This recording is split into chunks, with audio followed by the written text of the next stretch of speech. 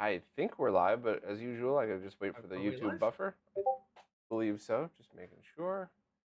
Yeah, I gotta put my stuff on streamer I mode. actually haven't got anything tabbed on my side. I probably should have it tabbed.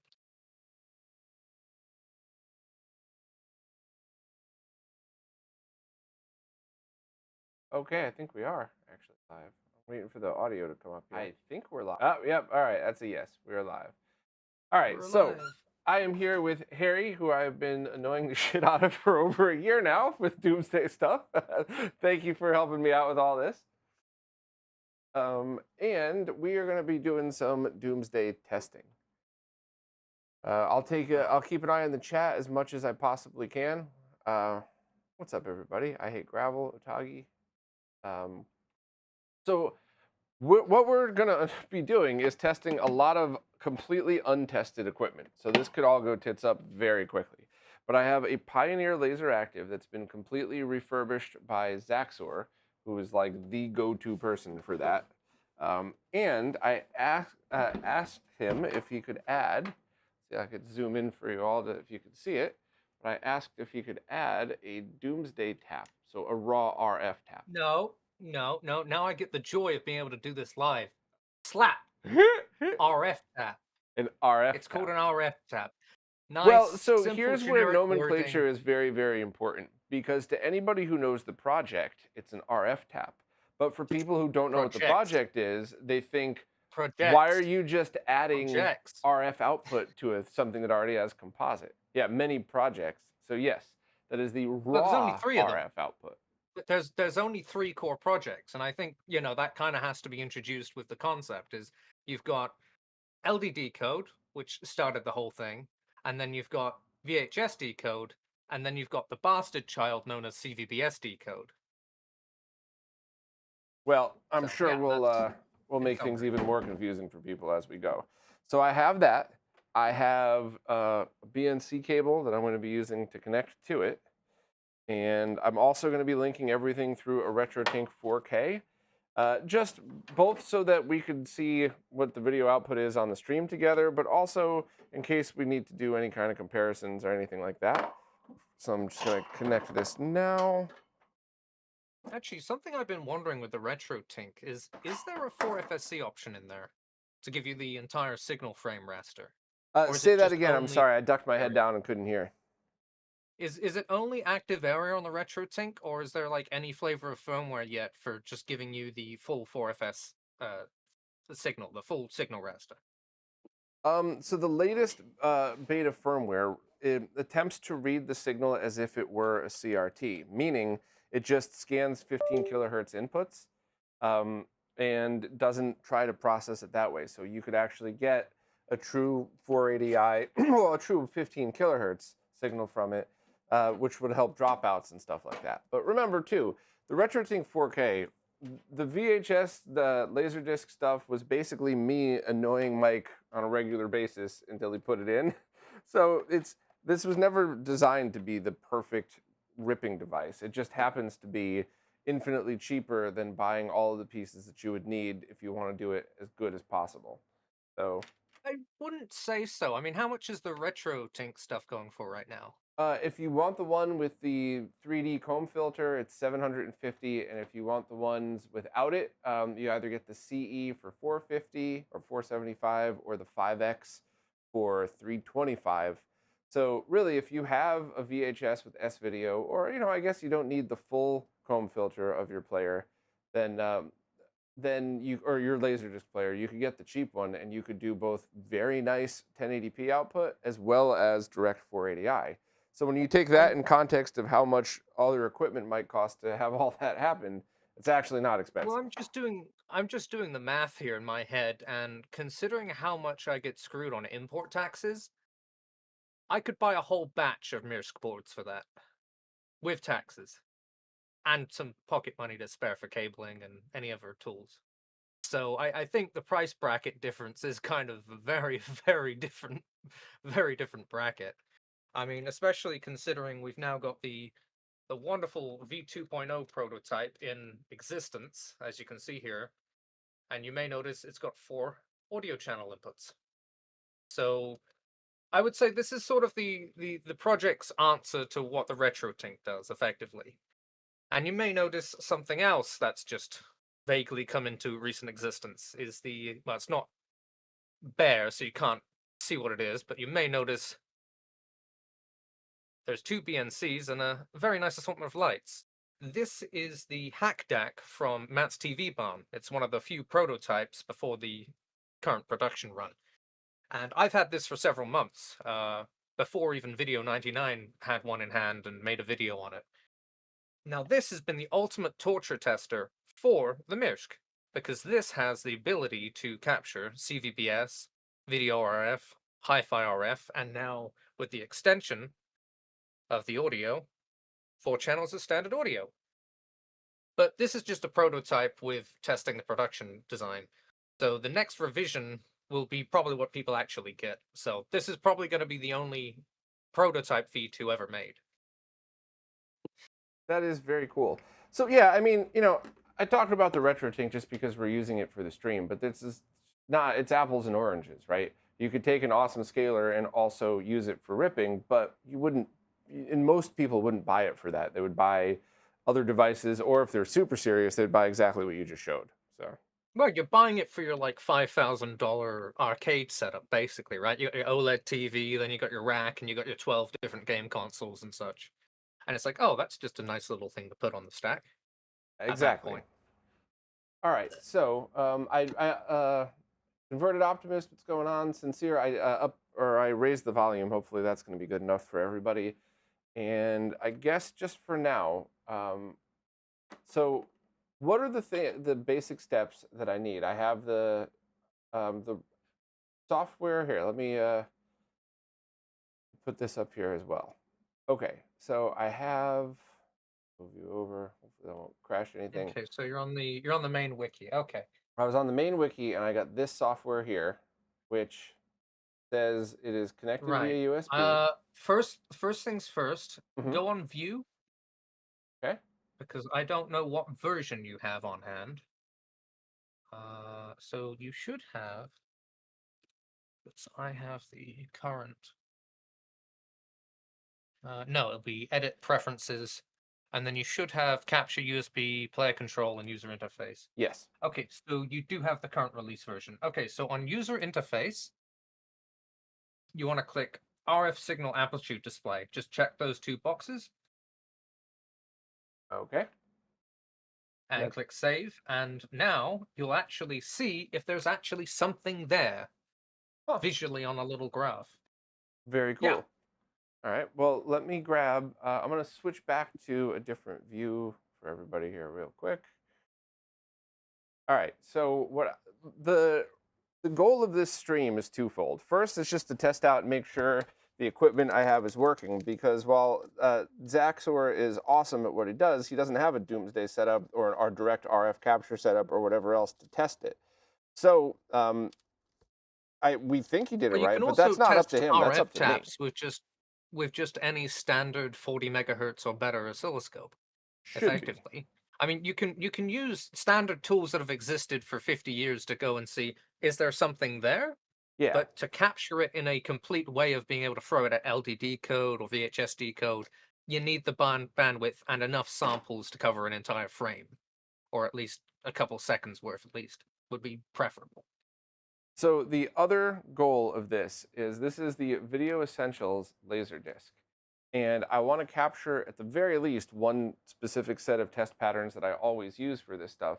But I would also, if other people own this thing, I would love to test out stacking, which obviously we can't do that today. But to Well, the Video Essentials oversimplify, disc isn't really a high collector's item. I mean, it's one of the collector's item sort of discs, but there's a few more discs that are a lot higher value, like the GV something something test disc.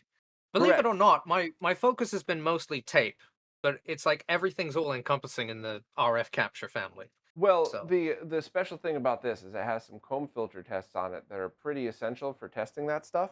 And by stacking, the oversimplification of that is if you get 10 of these and we all rip them and run them through the stacking software, it takes the best bits of each.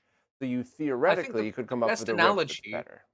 the best analogy is you take two 2 photocopies of a painting, run them through a shredder, and then kick out a few bits, and then just slap them back on from the other prints.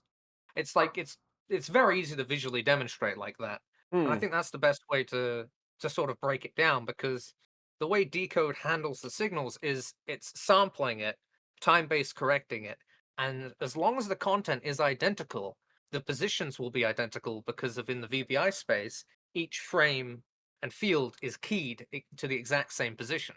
So that's why the automatic stacking was easy to implement, relatively speaking.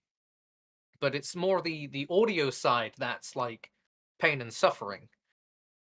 Hmm. But video, well, you can visually see it. All right, I'm checking the chat here. Let me see.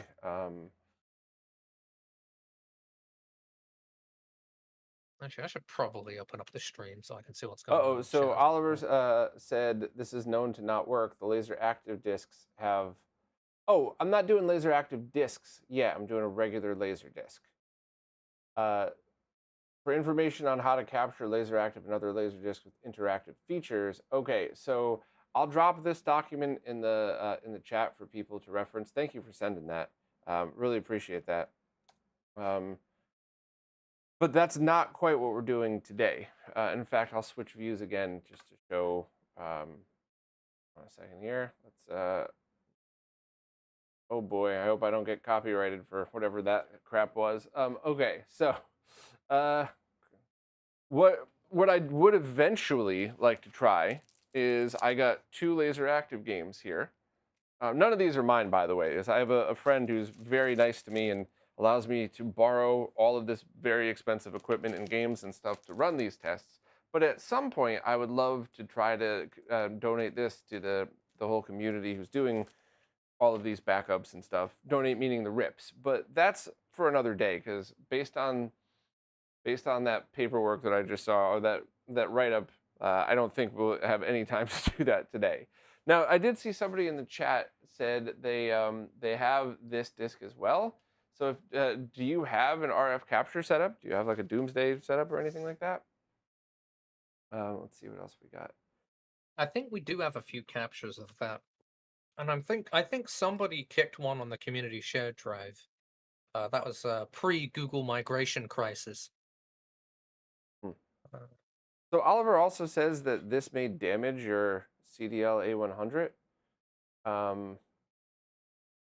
Let me skim through that documentation now because I don't really understand if we're just tapping the signal. You will physically damage your player. Oh, but I think, just to be clear, this is a regular laser disc, nothing else. So I can't imagine how we're going to do anything like or how anything like that would hurt this. But let me know if I'm wrong.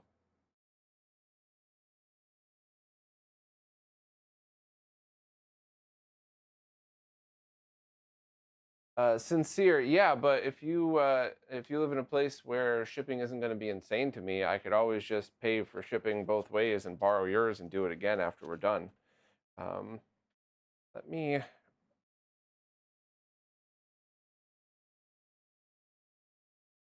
Currently, Kaneko Video specializes in laser active rips and dumping ROMs. Okay, where could I get a hold of them? Is that the? Because I could also just talk with them, and if they need these discs to borrow, I'm sure my friend would let them borrow them. I can imagine that he wouldn't. And I'm also going to just off stream here, check out and get to the menu so I can get to the test patterns because that's what I definitely want to be ripping here. And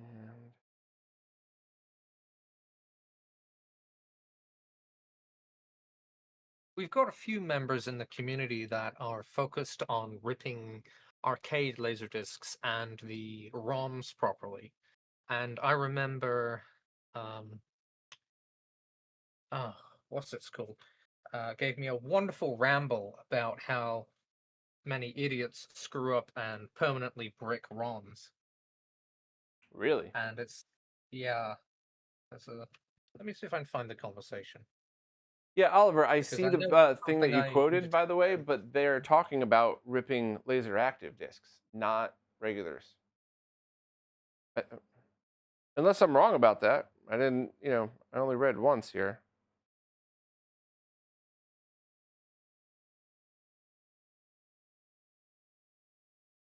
I am trying to. I'm looking at the monitor here, trying to get this up to the correct test pattern. I forgot how I did it, to be honest. Maybe I have to eject and flip it to the other side. I think it's written on the back here. Yes, video test material, number 15 on the back. Okay, wrong side. And then I could hopefully just switch that over to the main view so you all could see it as well.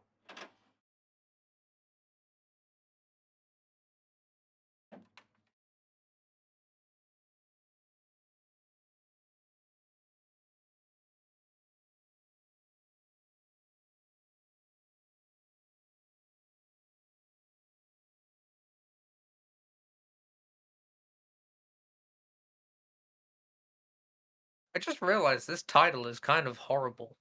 Which title? Doomsday LaserDisc experimenting. Yeah, It's like the context is just non-existent. yeah, but I mean, people who follow me understand that I'm just an ADHD nerd and I'm going to be messing with stuff. BB fan fun. Have Uh, you tried turning it off and on again? the amount of people, though, I have to respond to every month on email and everywhere else about the whole Domesday method wording. Because people still keep on thinking the Domesday duplicator is like the end-all go-to for everything, and I'm just like, no, it's single channel. It's only for single channel. Yeah, And then it's an endlessly funny thing. but I do actually think that that name, the Domesday, is what in people's It's minds that catchy. it's It's catchy catchy, and they but signify it with this project. So, but I but get it. You know, the if thing you're is, it's a family of projects. That's why we shifted the wording to the FMRF archival method. And honestly, I would have used RF direct transfer, but CubeTech trademarked that, so that's a shame. But well, that's the thing. Is like I had to make a workflow guide recently, where if you go on that, you get the first page of information tells you what format requires what capture solutions. hmm, So VHS can require single channel plus audio, or two channels plus audio, or two channels on its own if you only care about video and hi-fi, for example. Whereas Laserdisc, Video 8, Hi 8, and even Betamax NTSC, all are single channel formats with their video and hi-fi on one test point. So like those, if you've got a Domesday duplicator, it's easy. It's simple. But VHS, it's a variable system. It's a variable format. So covering everything requires something like, well, the MIRSC V2.0, or more commonly used is the CX cards, right, yeah. because these can be had for $20 a piece, and you can modify these for under $50 easily. So Hey, what's up, Ian? Thanks for joining. All right, so we're at the point where this is the exact set of tests that I want to capture. And just to let everybody who's patient enough to sit through these streams know, it's like 2-3 minutes tops. So while the processing is going to be a lot more than that, we're not going to just sit here for an hour watching the same thing over and over. So I guess I'm going to go back to my display capture view and um, I'm just reading through chat, and it's someone just said context. Domesday is a Brit thing. It's actually pronounced Domesday instead of Doomsday, and I think that little pronunciation difference is kind of key for the wording. yeah. All right, so should I um, basically it's been a long time since I've even fired up this GUI. So what do I do from here? Oh, not much has changed. I mean, there's basically three things you do. You open it, you set it once, and then you set your metadata. So with the current metadata on there, there's a panel, and I believe it's a dedicated option. Hold on, let me go on my app locally. You want to go advanced naming, right? Advanced naming is pretty much the only other thing you do except from hit capture or set your limitations. And so this will allow you to now have a JSON file that carries with your RF capture for context of what the RF capture is. And that's if you're an idiot and forget to name the file or rename the file or append some context to it. So this will carry the context with your file regardless of what you've captured. As long as you set the information there, it will carry with your capture. And Hmm, as long as you don't delete the JSON afterwards, but you know, okay. It's slowly working towards the whole unified metadata workflow. So you've got a JSON for your capture, a JSON for your decode, and then you can just translate or embed that into your final MKV or MP4 video file, etc. All right, so what I'm going to do is hit play and go back to the other previous chapter, and then I'm going to hit play on, or hit capture on the GUI, and I don't have to. All right, so I'm going to hit capture, hit play, and we're just going to let this go and see what happens. So this is obviously SMPTE color bars, and you can see the analog interference right in there, which is why this is kind of an interesting test pattern. You could also see the combing effects in the center, because I probably don't have the right comb filter set up on the Tink, but once again, this is we're not capturing via the Tink right now. This is just for a preview thing. These are very important test patterns, and see the color wheel. Now I could tell you for a fact I don't have the comb filter turned on because we see that right there. One thing I'll have to mention here is with the decode projects, or I should say the Chroma decoder or comb filter within the projects, is we have access to transform 2D and transform 3D on PAL, but we only have standard 2D and 3D on NTSC. But 3D on NTSC is still better than your average piece of hardware. But relative to what PAL side does, 3D transform is still the BBC archive de facto for transferring anything in the composite domain. Mm. All right, so I'm And going to we're the only stop ones it with a right now, software by the solution. way, just to stop it at the white screen. And I'm going to go back to the other. I should probably have a look through chat, actually. All right. So when you select chapter 15, I believe it just stays still and doesn't go do anything until you hit play. So that's a great place to leave this right now. So I'll go back to display capture. No, Ian, I didn't get it at first either. In fact, I talked to Simon and Chad about that in the original interview, just trying to figure out what the heck this all was. So, okay. Let me. So that is a 3.5 gigabyte file for that just minute or so of stuff. Just reading through the comments, and Sincere said, "Is it worth using the Domesday duplicator for providing better music video uploads? A lot of pre-2000 music videos on YouTube look horrible." And the actual simple response to that is it doesn't matter what you use. If you don't upscale to 2080 or 2880 by 2160p and do HEVC 120 megabits per second, YouTube will just crush you to death with compression artifacts. So Yeah, that's why going to Odyssey or the Internet Archive or any other platform where you control your encodes is the insanity of simplicity of how to present analog media digitally. Because if yeah. you In can't fact, control I'll the drop a compression, link to you that can't video control I the did artifact. on it too, just so everybody could see.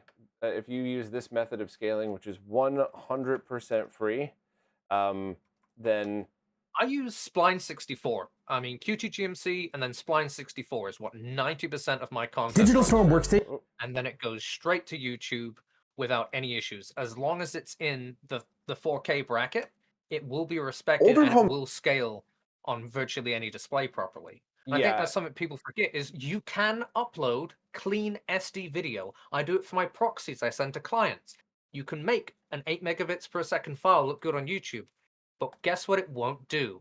It won't scale on your phone. It won't scale on your desktop. It won't scale on your iPad. It won't scale at all. So it looks horrible. yeah. The And thing that that's what people got to YouTube is remember paying. though is it's not just about that; it's about how it's deinterlaced. I dropped a link in the chat for anybody who's interested. It's a long video, but don't be intimidated. If you want to know the basics, skip to the end where I do the recap. It's 3 minutes long. So you watch that first. If you learn backwards like I do, watch that 3 minute spot first, then go back to the beginning to see how it's done. But that will guarantee proper deinterlacing to make sure you're not losing half of your vertical information. But 99% of these methods lose. But all right, so now I have this file, and walk me through what we do next here. And You've got your where's the wiki? I'll grab the wiki link too for okay. You wanna go to LD decode or the VHS decode wiki for that segment. But generally, your arguments to handle the capture are pretty much universal. You just give it the input file, and then well, for the binary versions for Windows, you've got decode.exe space LD VHS or CVBS, which calls up the respective decoder that's bundled. And then there's also hi-fi for hi-fi decode. uh, Um, yeah. Hold on. There we go. So that's the wiki yeah. that you want me to be referencing now, right? Well, yeah, because you're on Windows, you're using the bundled Windows binary. Yep. So the context will be on the Windows page. You'll want to go and click on that. And there shouldn't be any errors in there or any glaring errors in there. Download the binary bundle, right? Yeah, and that should link to the releases page, and that's the latest release. So you go Windows. for Decode Suite Full, and that's everything bundled. Yeah, I'm really glad I have you on here because this is definitely different from the last time I messed with this thing. So, Well, I mean, last time you played with it is we just got binaries sorted out pretty much. So now everything's a bit more streamlined and polished and go here for this, go there for that sort of workflow. I would also recommend using Windows Terminal. oh, because of course there's a GUI, or there isn't a GUI. Yeah, All right, so you don't click also on these EXEs. Use Windows I Terminal, lost right? your feed on Discord, by the way, so I've no longer got a real-time feed here. Uh-oh. Uh, let me pull this back up for you then.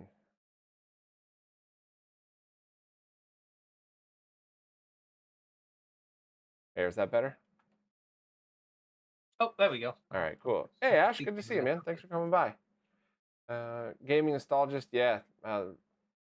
Lots of cool projects to work on. All right, so terminal.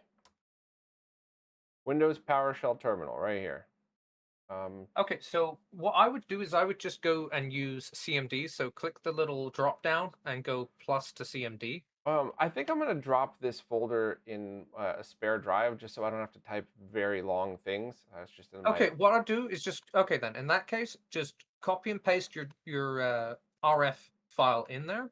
okay. So just put the data in the folder. That's kind of how we've made this nicely idiot proof. Is as long as you just toss stuff in that folder and then open that folder in terminal, which with Windows Terminal you can just do right click open in terminal Yeah. and yeah, and then everything else is literally just copy paste. It's like my demo video, I really simplified that down quite a bit. But yeah, it's really copy paste. But typically we only use CMD because PowerShell can sometimes have well, it can be PowerShell. Yeah.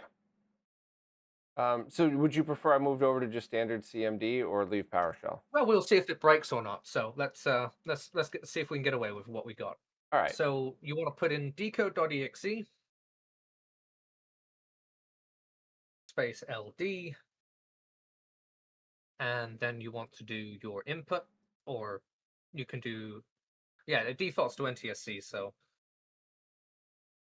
and you can do -T4 because it won't leverage anything more than 4 threads right now. Okay. You're going to want to put a space between the argument and the variable. Like that? No, no. The -T is the argument, and then space, Oh, gotcha, the gotcha, number gotcha, is the gotcha. variable. Okay. And then And that's it? yeah, and then just type in the name, or just do ve1-test or something like that. And that should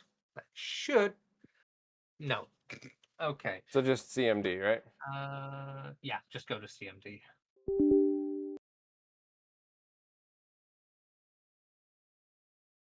Load.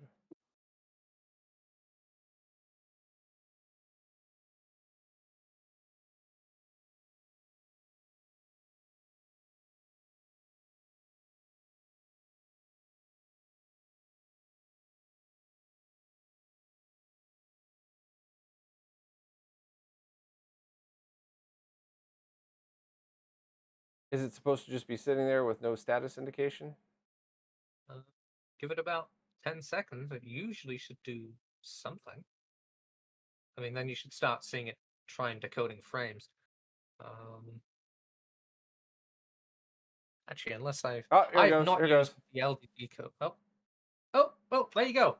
Now you can go and open your .tbc file,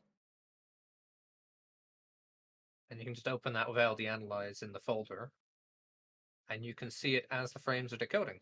So oh, you haven't got the assignment yet because you haven't opened it. Yeah, just open LD Analyze and then just browse to the file.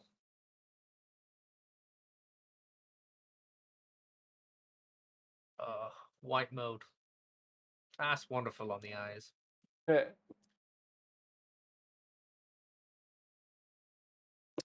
If you want to use that in dark mode, by the way, you can do -- style fusion, and that will run the flag for oh god, I forgot what it's called. The what makes the GUI code. Wow, I really have forgotten off the top of my head. But yeah, that'll trigger dark mode if Windows doesn't automatically set it to dark mode. Usually it sets to dark mode on Linux just fine. So, just to make sure I'm getting this right, because I've talked about this before, but I'm not even a beginner at this. It's going through each frame, but that means there's 110,000 total frames, right? So it's ID'd what the disk is and what the frames are. So you can see it's ID'd CAV frame. So if you look at the actual Luma image there, Hmm. so if you full screen that, or you want to punch in on the yeah, you're on Windows 11, aren't you? Yeah. Yeah, I've not tested the current build on Windows 11, so Try running as administrator just in case I get any difference here. Open C no, file. the scaling is manual. That's why, because currently the GUI is being crushed because the scaling's slightly different on Windows 11. Oh, yeah, So yeah. you'll just want to extend it horizontally a little bit, the GUI. But you can use the punch in tools, and you can punch in at the top there on the VBI space, and that's where you've got your metadata there, because you've got the VITS test signal on the first line there, and then you've got the disk data above it. So all of the information is there to tell the software what is this disk, where is that frame, etc. And Interesting. also your black SNR and white SNR will be calculated from that VITS data. Whereas on tape, it's just, is that black clean or is that black slightly less clean? Is pretty much all the BSNR readout gives you in technical accuracy terms. So you have to visually eyeball check files.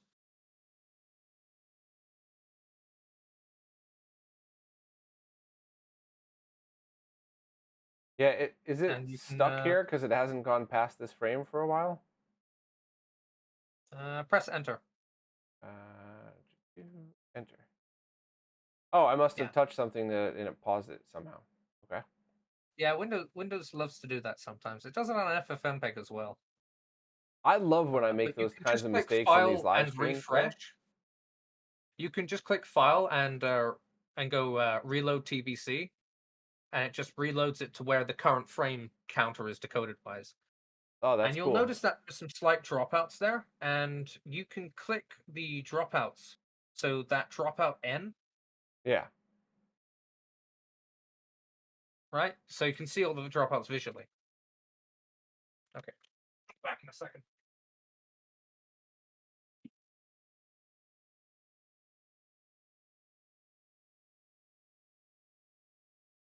Yeah, Ash. So that's exactly what this is doing. You're not watching it in real time because it doesn't process the image nearly fast enough in order for that to happen. But this is a preview window at least, so that after you've captured, you could preview it before you let it run for hours and hours to process it. That way, you don't wake up the next morning or 2 days later and go, "Oh crap, everything's wrong." You could at least see the beginning of it. But I think what the other thing that I said the last time I did a stream like this was I think this right here is proof of how much more complicated this is. Because yeah, following the command line stuff, doing this is easy compared to so many other things. But if you just want to get clips of grandma to throw on social media, the Tink is infinitely better because you're just done. As long as the time it takes for you to play the video, you're done, right? Oh, yeah, see, I messed it up again. Let me just not touch it, but.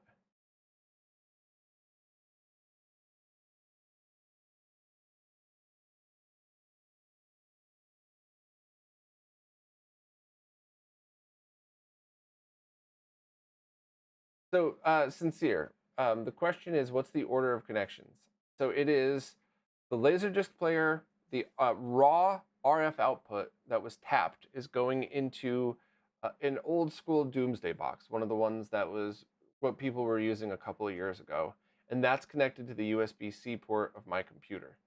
Um, at the same time, the composite video output is going to the RetroTink 4K in a generic mode, which I will change that in a second because we have obviously a lot of time to wait here.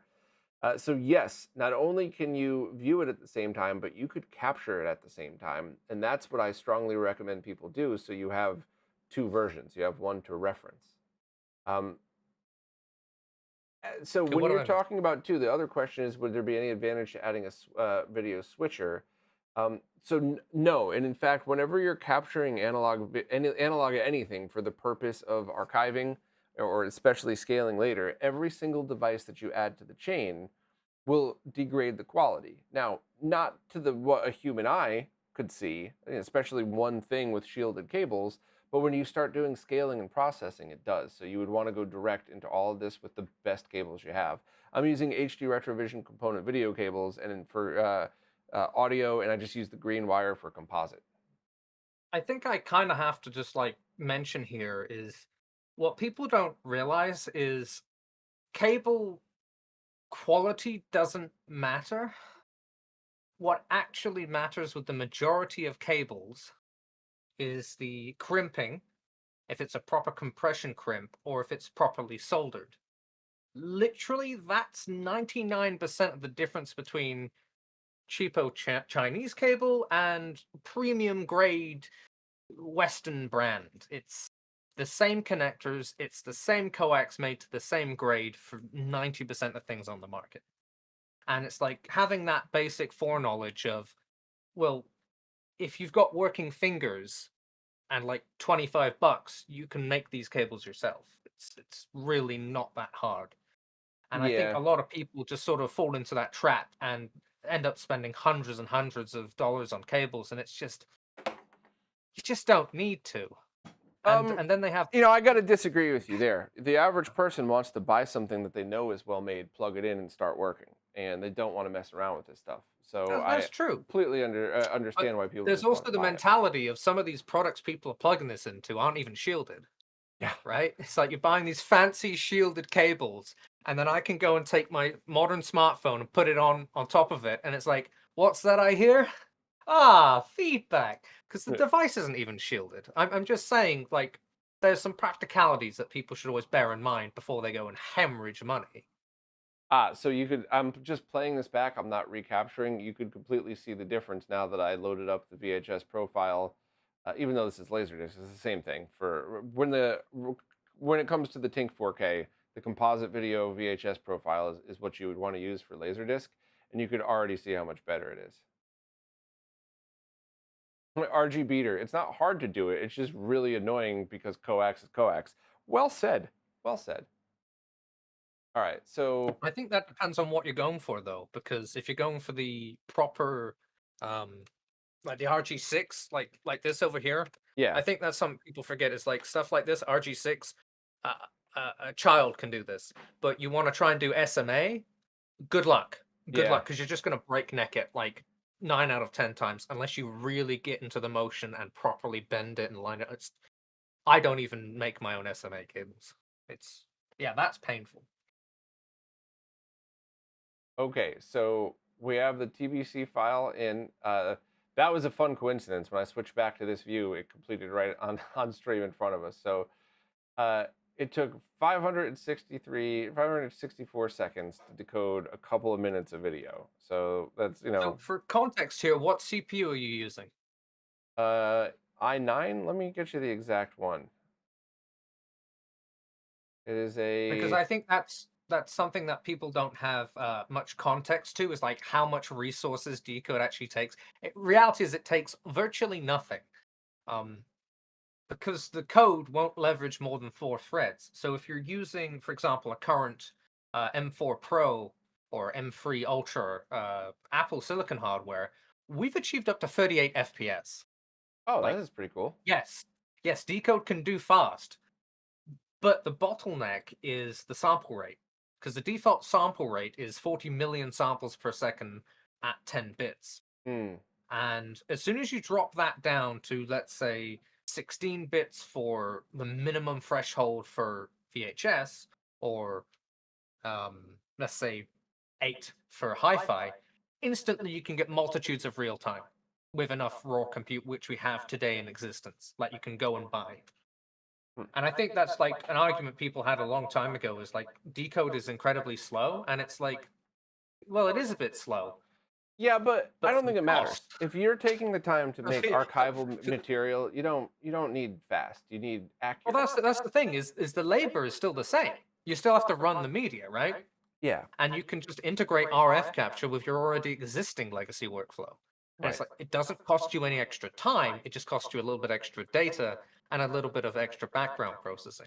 And But you people can who are still working get on those this for real-time other archives out. projects, you could just do a dual capture where you're having a standard video capture at the same time that you're doing the raw RF.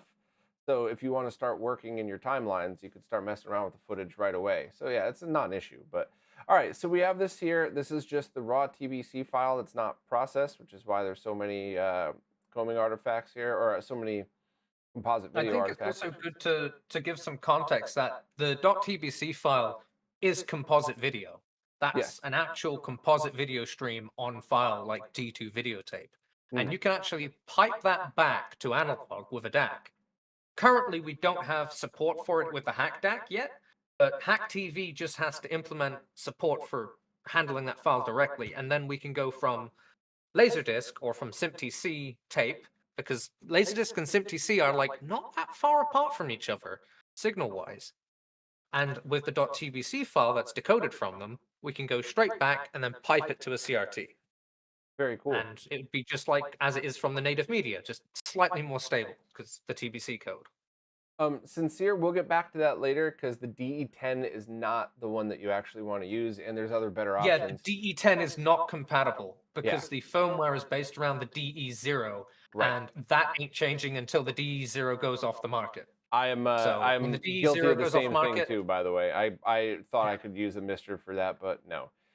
How massive would a raw file be for an 8-hour recorded VHS tape? I mean, you're huge. looking at about a gigabyte per minute down to 300 megabytes per minute, relative.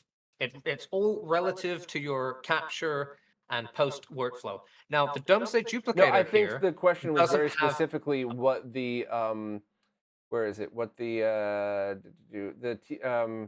LDS file would be. Yeah, no one will go by those rates because in the current workflows, VHS will only be captured with a MIRSC, a clock gen, or CX, well, with CX card clock gen workflow. And that, Hmm. with the current workflow, goes directly to FLAC. So it's directly compressed outright from the initial capture. So you're Hmm. talking a gigabyte per minute or smaller for all channels captured. Whereas the current DDD app doesn't have an integrated FLAC mode where it should, because FLAC now supports multi-threading, which Right. means even your lowest end PC from, let's say, 10 years ago can now take that 40 million samples per second stream and compress it in real time. Hmm. So, yeah, and So that we're takes done the with file the from, LD analog analyze box for now, right? yeah, I mean, unless you want to poke around or have a look at it or have a look at the graphs, that's No. about it. Now we just go to the TVC video export, correct? Yeah, so you can now run that in terminal and just do, Oh, yeah, it's not a GUI application. It's got a fancy CLI terminal though. So, test.tbc. yeah. So then I would just run TVC video TBC export. TBC Video Export will also do three basic things. It will take just the file name, it'll take the file name with an extension, and it'll automatically export and append. It'll append the file name to the export unless you state an export name. So it's got some little idiot proofing features built in, and you can also add audio and other little things. There's a lot of features packed in there to just streamline interacting with the chroma decoder. Primarily, it will go to FFV1 by default, but you can go to V210, ProRes HQ, anything in the standard profile list on the wiki. But you can also make your own. So it's very flexible. Okay, so basically I just put in TBC video export and then I just type in the file name, correct? Yeah, effectively, and that will give you the default export FFV1 profile. There won't be any audio though. All right, so it already says interlace top fields first. This is cool. That's It's the most fancy readout ever made. No, Yeah. this is really cool because I constantly bust all of my friends' chops about being forced to use a command line when I've earned the right by growing up before there were any GUIs. But this is as easy as it gets. So you can't Yeah, you can't and you can legitimately see complain. everything. It's telling you what's going on in real time in the command line, and like that. Hats off to Jitterbug for like putting the time and effort into making that universal. So on a headerless system or a headerless decoding server, you can remote in and have that wonderful thing tell you what's going on. So yeah, by default, this will be 760 by 488, but you can also use, and it's a good idea to demo this. You can use go back to the terminal and Yes. reload your command and do dash dash VBI. VBI. VBI, yeah. You've got to do it before the. Oh no, there's a already existing file. Yeah, you just delete that file. Or yeah. What is the VBI for? You'll see. Ah, This okay. is the reason why decode just wins in any context of archival or replacing legacy broadcast equipment that you can't get, or basic features you can't get out of the same chips because the software is kneecapping you. And there you Yeah. go. And now you've got a file with the VBI data visually present. Oh, And that is a National Archives compliant export because you've got your VBI data visually there. So any decoder should be able to read that from any broadcast archival library, or something like Telestream Vantage can read that. right. So Well, it this can't read that particular is there stuff, but it options in might read. this for the comb filtering because that doesn't look like Yes, there's anything on there. you can force the filter to use NTSC 3D because you're currently on NTSC 2D, which is the default. Okay. So Is you'll have that to go here to in the the wiki wiki for that. somewhere, by the way, for people to reference? Uh, Hold on, let me get you the exact command.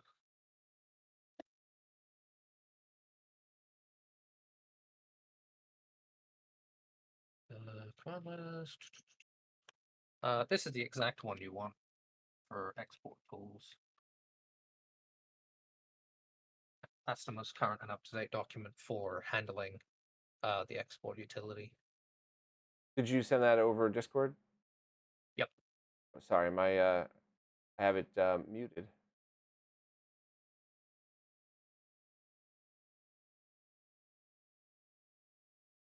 So you want to do dash dash chroma dash decoder dash no dash dash dash dash chroma dash decoder, and then you want to put in NTSC 3D in caps.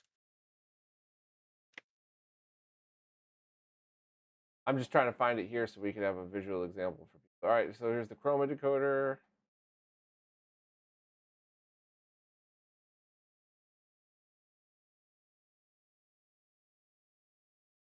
Yeah, so that's the command right there. You just skipped over it.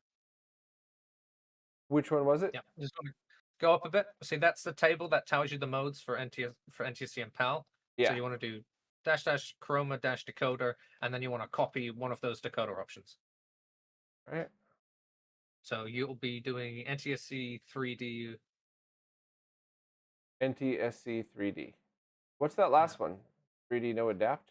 No adapt is using without the adaptive comb filtering, which is, I think that's enabled by default in the LDD code.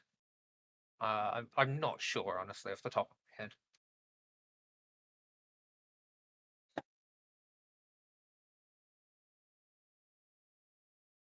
So for stacking, um, the file that matters is the LDS file, right? Hmm? For stacking. So if we got, a bunch of these video So essentials. for stacking, you're actually stacking the .tbc files. Oh, okay. Alexa, stop. It's like, so you're actually stacking the decoded data because it has the full 4FSC frames. So it's stacking those because it knows where the dropout is on that decoded line. So it's just, like I said with the analogy before, slapping together the strips of the shredded paper. So this is pretty interesting. So this is with that command, and it looks like I did the command correct, right? With the dash dash chroma dash decoder space NTSC3D. Yep. So this kind of interesting. So what I'm going to do now is let me here. I'm going to go. Let's see if BravoCon can read this directly. That's another thing that BravoCon is very picky with its input files. So yeah. Uh,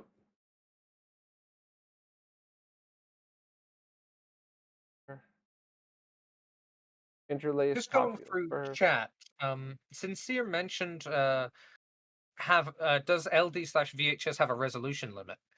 That's a really good and simple question. Is there's a resolution limit of the signal format itself, but the actual resolution that the media is sampled in is actually 4FSC. So you can actually go on the wiki and see that that resolution is fixed to 625 lines or 525 lines, irrespective of the color system involved. So it's based off of fixed sampling for line systems. And yeah, those are absolute standards. You can go and you can uh, you can read up on it more technically if you go and read Charles Ponton, or the technical Bible of the analog world, as it's called, because Ponton sort of set the Bible standard because he's the one that stamped out the HD standard. So Direct stream copy. So actually, what I think we have to do. Uh, so BravoCon is the software I prefer to use to do scaling. You could get the exact same results with other stuff. It's so just what is way more Bravicon? complicated. BravoCon is just a wrapper for other stuff that calculates a lot of factors all at the same time. So there's other, I forgot the name of the software, but there's other software you could use to do the exact same Personally, thing. personally, I use Staxrip on Windows because it combines all of the simps, FFmpeg, and all of the virtual dub tools and such you would use. I've also got pre-made binaries on the wiki with all of my profiles and configs for NTSC and PAL configs. Because I think about both sides of the pond, not only NTSC land. Cough, cough. All right, so I am going to here. So we're just going to let that run for the less than a minute. It's going to take probably. And what we're doing is converting this file over to just a basic Lagarith MOV file so BravoCon can read it. The creator of BravoCon is working on trying to figure this out. But there's BravoCon should support FFmpeg. If it supports everything FFmpeg does, then it should support the standard FFV1 export. Even Resolve supports FFV1 exports. Well, it kind of yeah, shits the bed if there's a there's a lot FLAC more file in it, but there's a lot more to it than that though. So let's try. not particularly. It's like these files from TBC Video Export are fully compliantly flagged. So they're color space flagged. They're well, yeah, that's pretty much it. I mean, you can see on the metadata if you have media info on there, it'll clearly show you what's actually encoded. See, when you click on that and immediately gets conversion complete, there's something up with the original file that it doesn't like. Um, so that was another thing that I really wanted to test here because it's going to come to me in a minute. But the other software out there that could do what Bravocon. So just to explain for a moment, what this software Bravocon is doing is um, taking the source file and you select, interlaced for all these different settings, but it is first using Qt GMCD interlacing to read all of the different fields to get a proper output file that actually uses those fields to generate the information that was missing on the frame before and after. And then it uses Netty3 to scale that. And then once it gets to the target height, it uses, I believe it's Lanczos 4 to aspect correct. And you could definitely do this in a bunch of other different softwares in order to make this happen, but you have to use the So command line. wait, is this a wrapper for AVI Synth and Yes. FFmpeg, or is Yes. this a wrapper for Both. VaporSynth as well? I think Oh, both. Okay. not VaporSynth, I don't So- think. I could be wrong though. Okay, because pretty much everyone's mostly moved to VaporSynth because that can also be completely CLI installed, and you can just have an automatic script do everything now. I still do pretty much everything in GUI land on the Windows station. Yeah, so it's not liking this file again somehow. Well, you know what? We're going to do one more quick test. Go from there.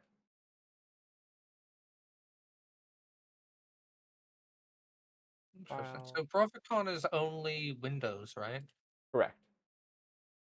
See, that's what makes it painful. Is see, the only thing that can be officially standardized on the Decode Wiki is pretty much Resolve and Hybrid if you want cross-platform support. Because if you can't standardize something to be universally platform supported, it makes a unified workflow absolute pain and suffering. And I don't think people realize how much work sort of went into that whole universal platform aspect of like making sure everyone on every platform can access it.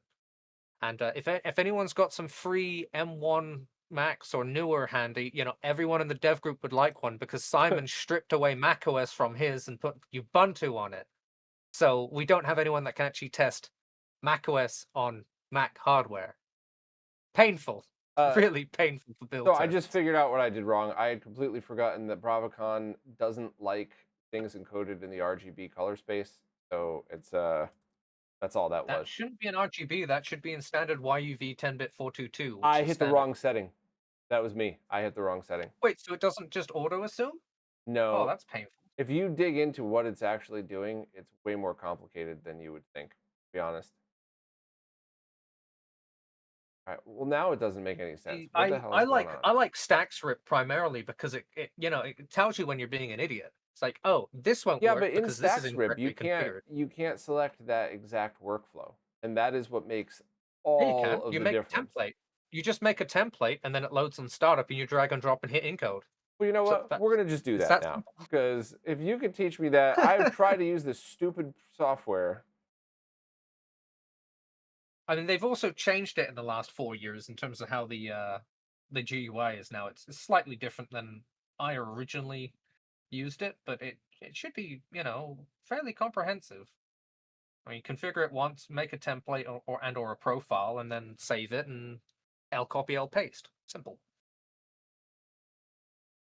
Because I honestly don't know why that rip didn't work. It should have. That's the exact workflow that I've tested quite a few times, where you convert it to that file and yada yada yada. So I don't.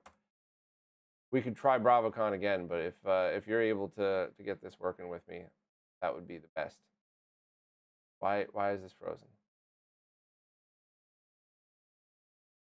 There we go.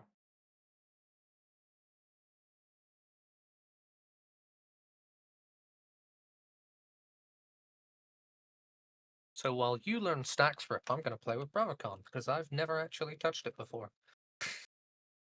So Mazamars Am I recording an analog signal after the DAC from the disk? So uh, the disks themselves, the raw RF signal is taking the data off the disk without any processing whatsoever. Simon once said that So if scanner technology so you was ever got the good enough, you laser, could do that too. you got the pits, you got the laser hitting the pits, and then you got the FM waveform coming from the laser, and then you got the preamplification, and then you got the test points typically. So typically we're tapping straight from the preamplification stage. It's the same for tape as well.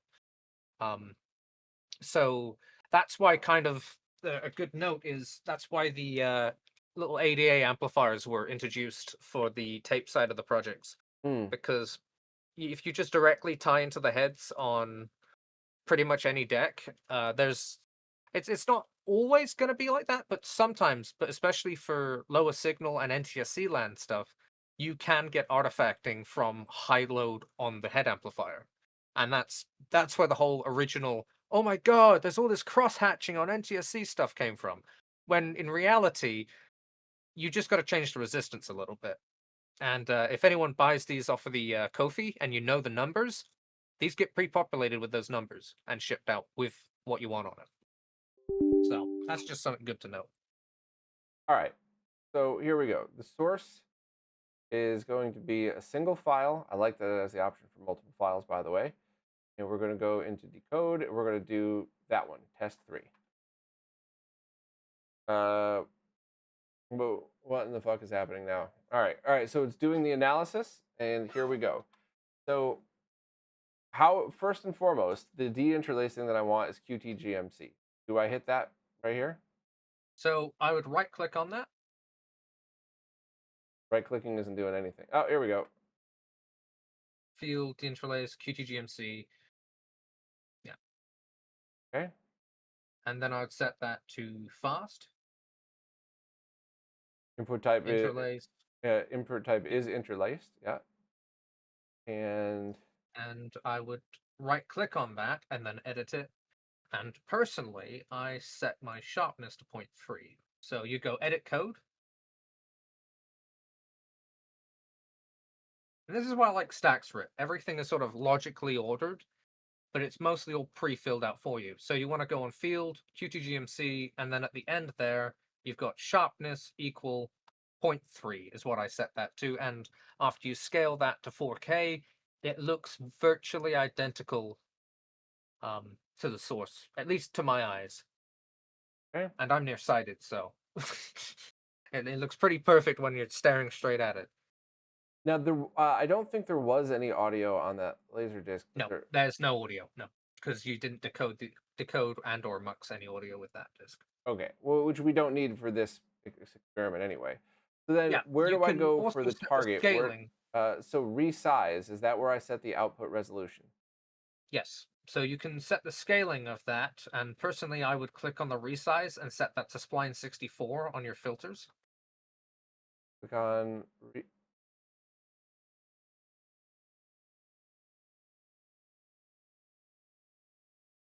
Okay, Yeah, like that, it's right? defaulting to Bubic resize, but I would set that to spline 64.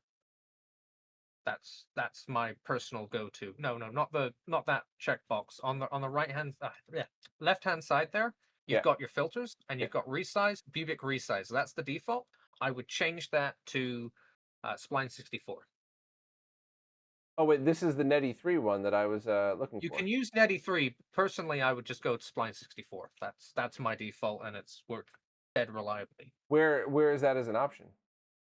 Resize dot dot dot. There you go. Okay. And then it gives you all of the filters under vapor synth on that. Okay. So I would also change that height to 2160. So that is standard to the 4K height. So scaling won't be an issue. That should In be it. terms of your output format, you can change that to whatever you want, effectively. Or if you want to dial in something custom, you can also do that. Personally, I've got a custom command line for every codec option. Uh,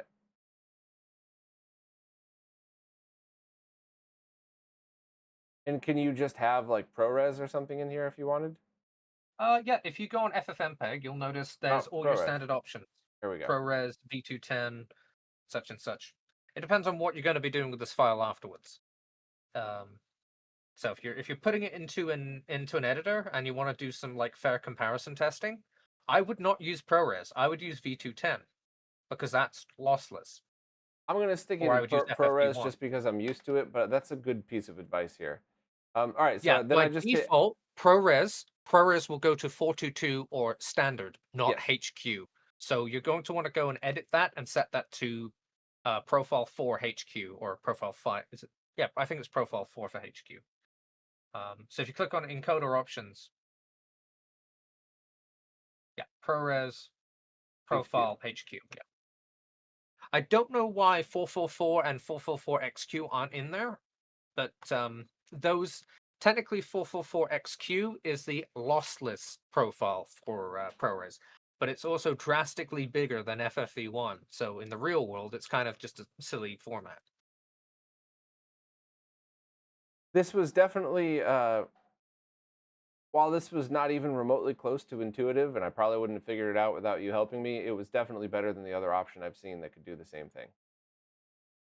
I mean, There's a once you know what YouTube you're channel clicking whose name I'm through, it also does work. forgetting that's great at this stuff too. That I gotta, I would shout them out as soon as I remember. Ian Swan, I believe, made a great series on VaporSynth, doing everything manually. I watched like all of his videos, and then it's like, oh, Staxrip just does all of this, does all of this automatically. I've It's seen like, them, but oh, there's another YouTuber that tries to make it a little more user friendly.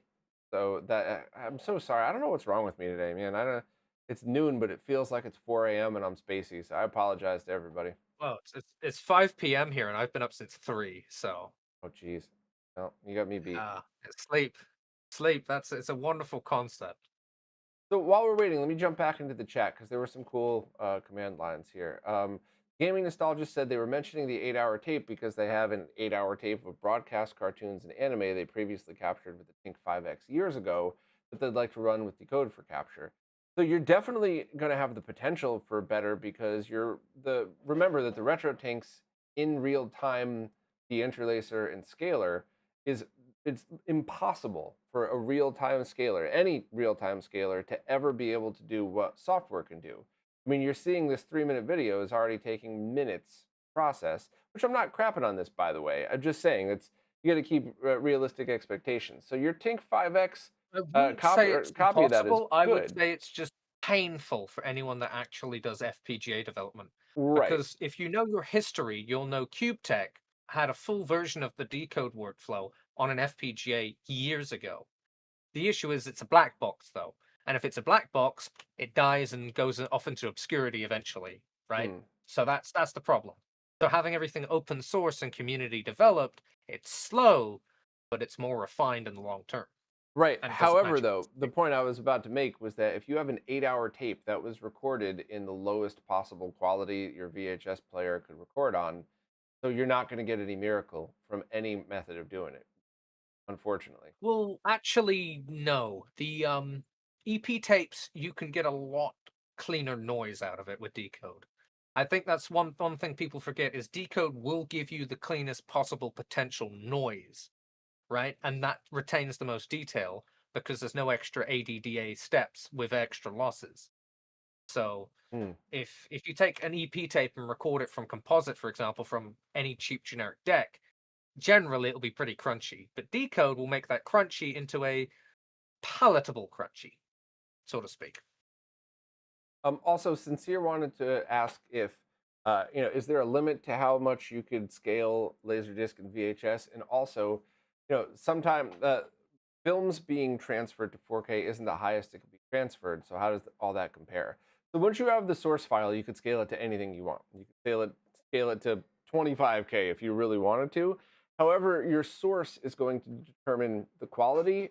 Well, it's going to be a big part of it. So if you're talking about scanning 35 millimeter film that a movie was recorded on, yeah, you could rescan it in higher resolutions.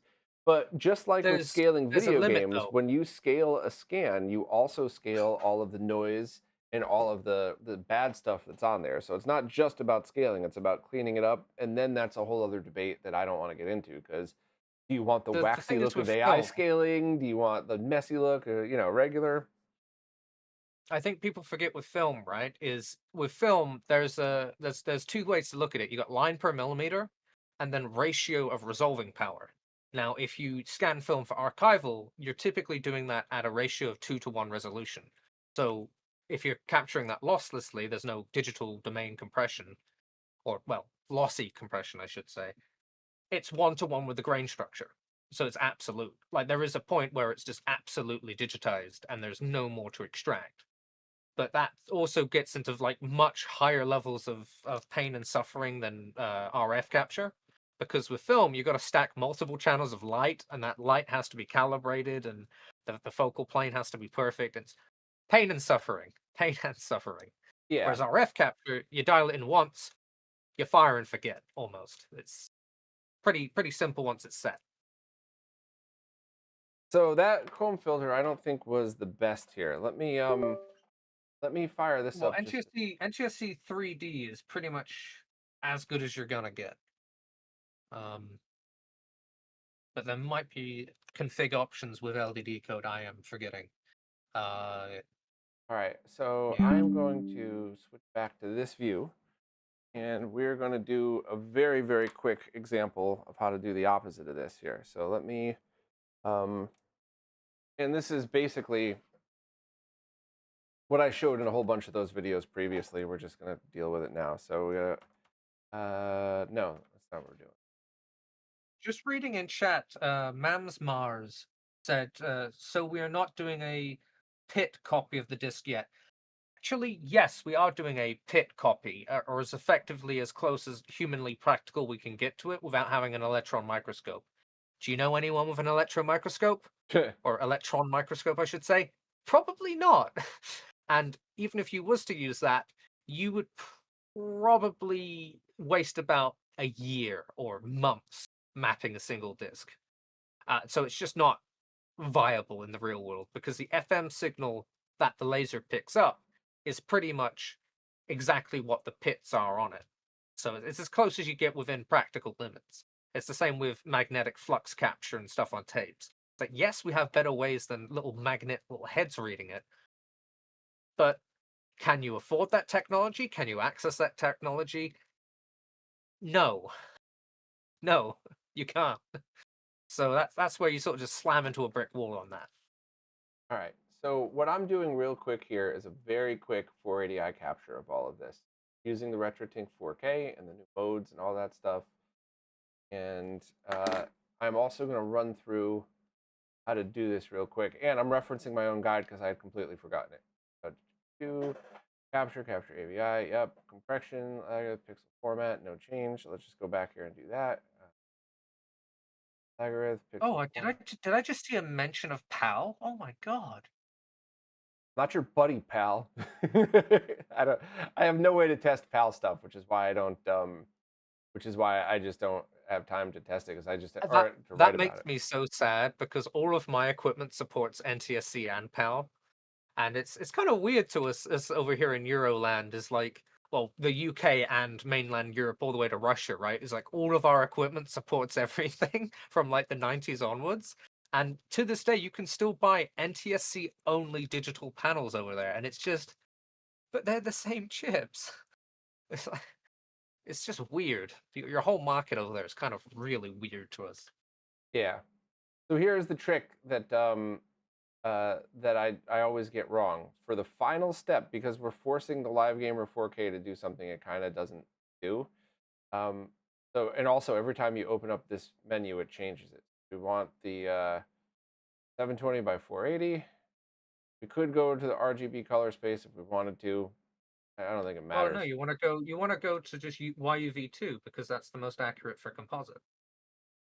And then you go to Your rate is wrong, by the way. It shouldn't uh-huh, be uh-huh, 60. It uh-huh, should uh-huh. be Then you go to the capture yeah, settings. 59.94. Oh. Yeah. No, 2997 because it's doing Oh, it you're by capturing fields. frames interlaced instead of the field rate. Okay, yeah. Right. Okay. Exactly. All right. And capture video. Beautiful. All right. So what we're going to do here is we hit play.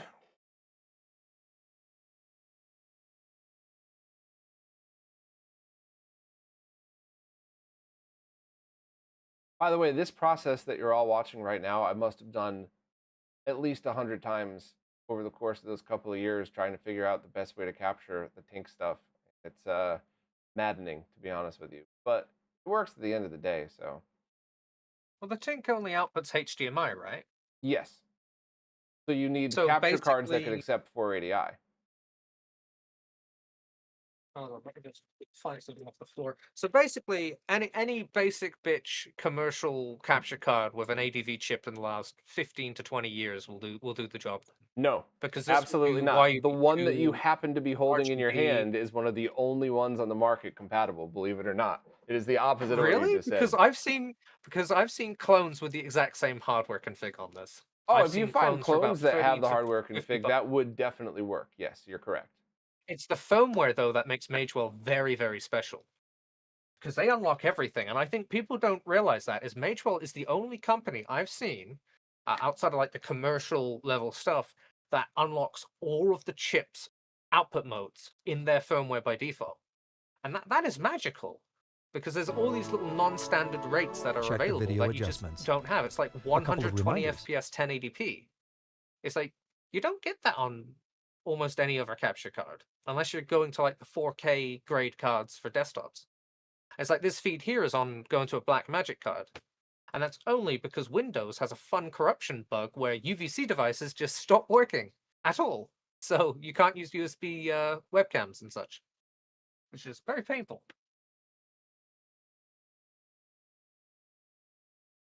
All right, so let's see if I remember this. Leave everything default, but do the QTGMC interlace one. We want to set the resize to Oh, you're also converting that down to 4208 bit. I mean, I would stick to 422, but it depends on what you're doing. If you're just viewing it, then I would stick to 10 yeah, bit no, you're right. 422. I missed that. I missed that. I would just uncheck it. Uncheck it. Okay, cool. Yeah. And I'm gonna change that to FFmpeg ProRes, coder options, profile HQ, and that was basically it, right? Oh wait, where was the netty? That's right. We had to do We went for Spline 64 or spline on 64. Where was that? Oh, under it's on your resize. it defaults to QPIC, yeah. You know what? I want to try netty for this one, just for the hell of it. Yes. I don't think there'll be too much of a drastic difference. Enlargement It's factor? mostly a personal preference. I'm not sure. I think it will be for SD to it should be 4 times or 8 times, I think.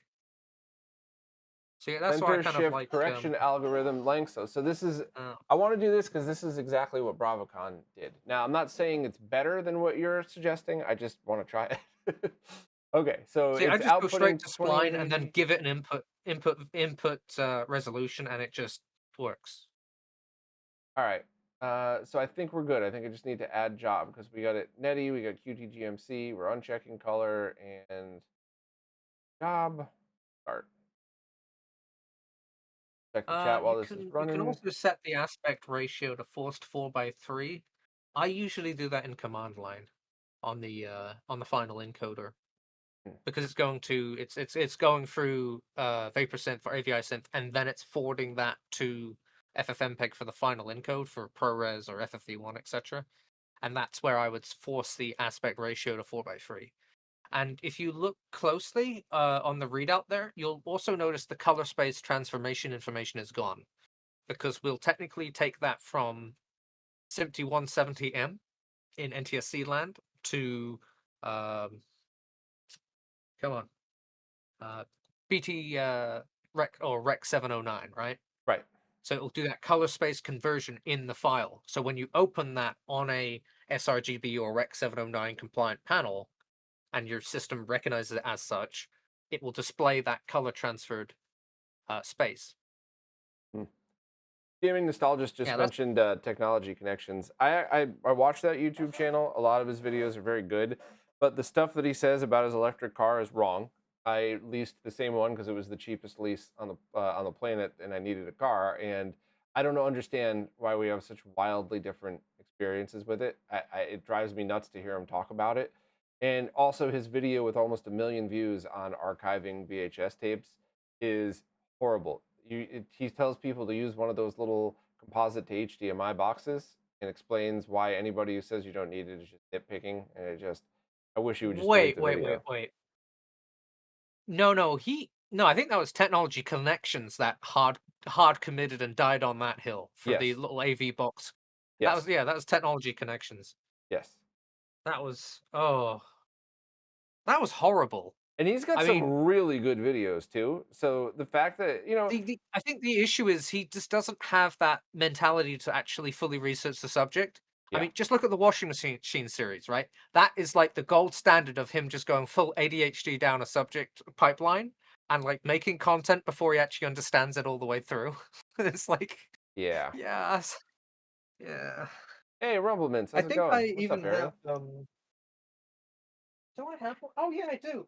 Oh, I mean, ever since Potato Jet did a video on one of these, I've been wanting one, and the company reached out to me, and Oh, they're like, "Oh, we'll wow, give I you an have one of affiliate." those. Which brand is yours? Yeah, mine is a Cloner Alliance, and it's identical to the Easy Cap and all that. It's exactly the same frame size. It's exactly the same board. Yeah, I It's all the emailed one of those same. companies who talked to me about they couldn't answer all of my questions because of their proprietary deinterlacing technology, which is literally to delete one of the Proprietary. fields. You mean field drop, right? Field drop. Just drop the fields. Yeah, just drop it Oh, straight to 25 FPS, straight to 29.97. Yeah, don't preserve the original interlacing. Don't double it to the actual motion rate. Yeah. Don't do any of that properly. Oh yeah. Also, don't give us a real codec or a real bit rate or yeah, I anything. embarrassed that guy pretty hard Anything. because he thought I was just some idiot, like trying to ask some questions. And when I started, The I sent him a email I link to got my from this channel and everything. company But the email I got from this company is like they didn't realize who I was. yeah, And it's like and they just sent me this. And it's like, you can shill with our special affiliate link. And I'm like, I'm liable to like target your warehouse as a strike target of a crime against archival, right? It's like this is sin to me and to most people I know. yeah, It's totally But I will agreed. say, if this was around in like 2005, this would have been really nice compared to, well, Everything else, yeah. with- I mean, No, but it's just it's all half baked. context, right? You're right. If a device that was $100 in the early 2000s could do what that did, it would be phenomenal, even if it did drop half the information. But It's yeah, not worth $100. That's unless you count the recouping costs on the tooling for the injection mold, because that's injection mold plastics. The PCB, the chips, the firmware, it's all copy paste. It's like it's no more than $30 of hardware. And if you're buying the economy of scale, they're building those for no more than $15 a piece, yep. at least. So Sincere said, I'd watch a video of it's a few tech all YouTubers barrel. sitting down and just debating a few specific topics at a round table. Yeah, so we we did that for years, for a while, until we kept getting into trouble because we enjoyed making fun of each other, and other people get offended by that. I don't know. I don't understand that, but whatever. But yeah, I guarantee what would happen is you would run into one of two types of people: the people that would sit there and roast themselves about the mistakes that they've made, but then make very valid excuses like, look, I'm trying my best. If I just delete the video, people are going to re-upload it. It's going to, whatever. I get that. And then you're going to get people, you're going to get the Corlickian YouTubers who could never admit that they were wrong, because then they have to question themselves and be honest with themselves and think, well, if I was wrong on this, what else am I wrong on? And then they would realize that they actually don't do any research whatsoever. They just plug it in and then say, make a video about how, look how I plugged this in. So yeah, it would either be like it would either be a bunch of people just like the retro roundtable shitting on each other in the most fun and playful way possible, or it would just turn into a big argument. So yeah, I'd be down with it, but At least you have the competency to admit you're a sinner. You're not someone like Lord Smurf who just doubles down and doubles down and doubles down until it borderlines on schizophrenia. I never Which, mind being wrong. Being wrong is the easiest thing in the uh, world. Hey everybody, here's what I screwed up. Here's why I screwed it up. Here's the real answer, and here's why I'm not going to do it again, or try not to do it again. And it's like here's how we everything I could use this as a learning experience. It's like on GitHub, it's like if people put a bit of time and effort in, it's like you'll realize, like, yes, there is mistakes and typos here, and you can go through the logs if you really want to waste a lifespan and be like, oh, he misspelled this or that. But what I love is when Americans say stuff like, you misspelled color, and I'm like, You know, this is some of us say English. that just to be douchebags, right? Yeah, but what people don't realize is if you actually look at some of the little things I've done, when I'm in the context of NTSC land, I'll do color, and then I'll go color on the PAL. I'll keep those little inconsistencies in there, and I'll fight my little autocorrect on VS Code sometimes. But I keep those little tidbits in there. Okay, so we are almost done here. Let's see what we got. Now, there are two different things that we're looking at when I fire these up. There is definitely a difference in scaling, but the comparison that I am very interested in, here's Doomsday or Direct RF, whatever you want to call it. Here's that scaled using similar The methods. FMRF archival workflow plus decode. Doesn't Doomsday just flow Right, so there you much go. nicer? All right, so here, so check out the comb filter that was built into that, right? And this is scaled using slightly different than what I'm about to show. So now here is using the RetroTink to capture. And I'll mute this now because it got audio as well.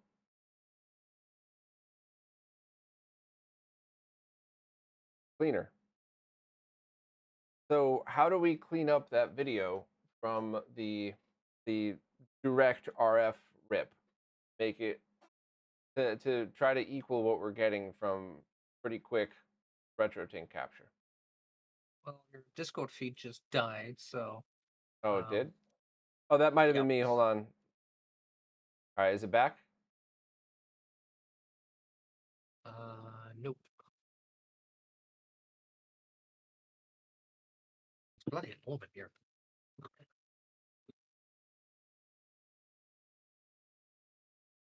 The air conditioner says 16 Rumbleman's just come to Celsius. Retro World and you get that live. Yeah, that's absolutely what you find. A bunch of very fun developers whose egos are all in the right place, just teasing each other, having fun, and learning from each other. Absolutely. So because we're doing all this, right? Let me just do one more because I'm not. By the way, this is not some kind of secret way to shit on this project. I love this project a lot, but I do There's try to still no always feed, keep by the things way. into context. Projects, multiple. So let's go back to the Tink here, and we're going to go to. I've still got no feed, by the way. Oh, you I'm do? still sort of in the blind here. Yeah, Oh, no, I've hold got on. no feed Let me see on if I my can. end on Discord. I've only got the potato quality 144p reference on the stream. There we go. That's Oh, got to be a okay, little there we better, go. right? Now I can see stuff again. Yep. Give All it a right. second for the bitrate to catch up. There Profiles. we go.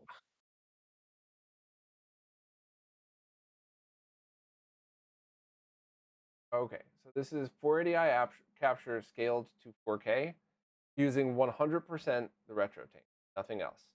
We're going to go into, record quality is 3840 by 2160 at 5994. So I'm just not going to touch anything. I'm going to hit record.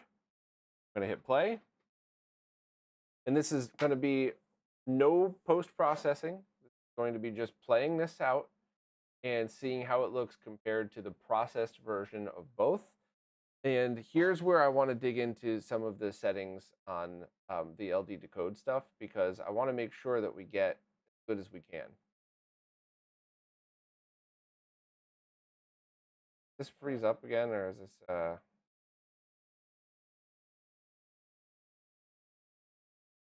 Yeah, I think it did. Damn it! Here's what was happening. It was I was doing it in I was viewing it in two different places, so it kind of screwed this up. Let me pause. Let me close and reopen. This the Rec Central software is known for doing this stuff. It's very annoying. Okay, let's try that again. You can't have it. You can't record while OBS is also reading it. So I just had to delete the course there.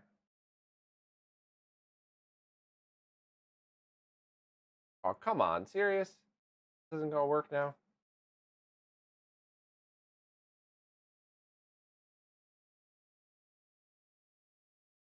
Well, That might put a damper on things. Well, your legacy capture software seems to be doing an amazing job there. All right, hold on. Let me just do the good old delete and reactivate. Worst comes to worst, the way I do these streams now, thanks to Epos Vox, if I have to reboot the computer, we jump right back in. We don't need to start another.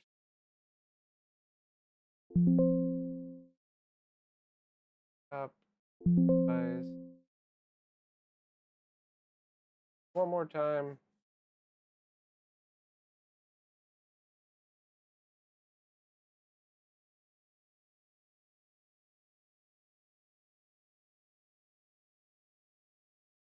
Nothing. Of course, there's nothing. Great. Well, try again. No. All right.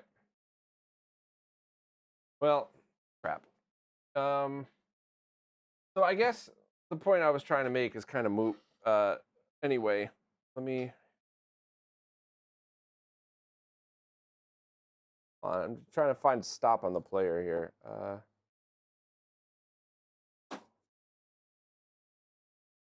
I could try Is the one more Domesday thing real duplicator quick. you just plug and play it and it just works?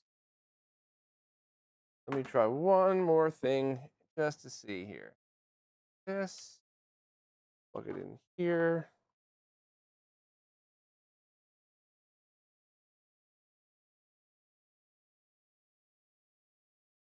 Like,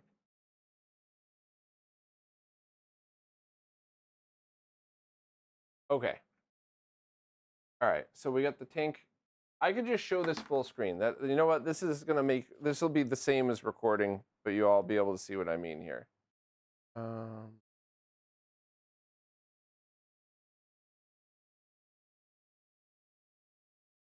Best material play. Okay. So this is just the RetroTink 4K doing its thing. It's not any post processing. I'm quite literally just hitting play and not doing anything else. So Well, is it scaling? yes, scaling and Then it is. deinterlacing at the Then it same is. time. Then it is doing. Then it is doing post processing, unless it's going No, from you're totally right. What I signal meant input was there to is no yeah. software post processing. This is just the RetroTink doing its thing. Well, that's FPGA processing, so I mean firmware, really. So technically, Right, but the point is, you plug this into your computer, into any capture card, you hit record, and this is what you get. So this is a pretty darn good looking image, all things considered. And whenever the only issue I think people just aren't really addressing though is there's something missing here. And do you know what's missing? nope, Well, you just saw it for a split second there, where the vertical sync just went woof. Um, is the actual entire signal frame? You haven't got the VBI data because you don't have that whole signal frame. You don't have that top sliver with the VBI data. you're So totally that's right. time But code, from the teletext, context of all of this, that information. Yeah, but in the context of capturing stuff, right? yeah, that looks It's like better than that. this though. That's critical. This image is noisier. You see the combing artifact dot, or you see the dot crawl coming up. Then when I skip Yeah. to here, like the image from just the RetroTink is significantly better than this. So what could we do to tweak this process so that we could Well, that's redo? just the comb filtering. The actual information is all still there on file. So Yeah, but you can it's play not around with just the the comb chroma filtering. decoder settings. It is just comb filtering. If you don't decode the color carrier, all of the luminance information in the detail is all exactly identical. Hold on. So how can we try to use the software for the LD decode stuff to improve?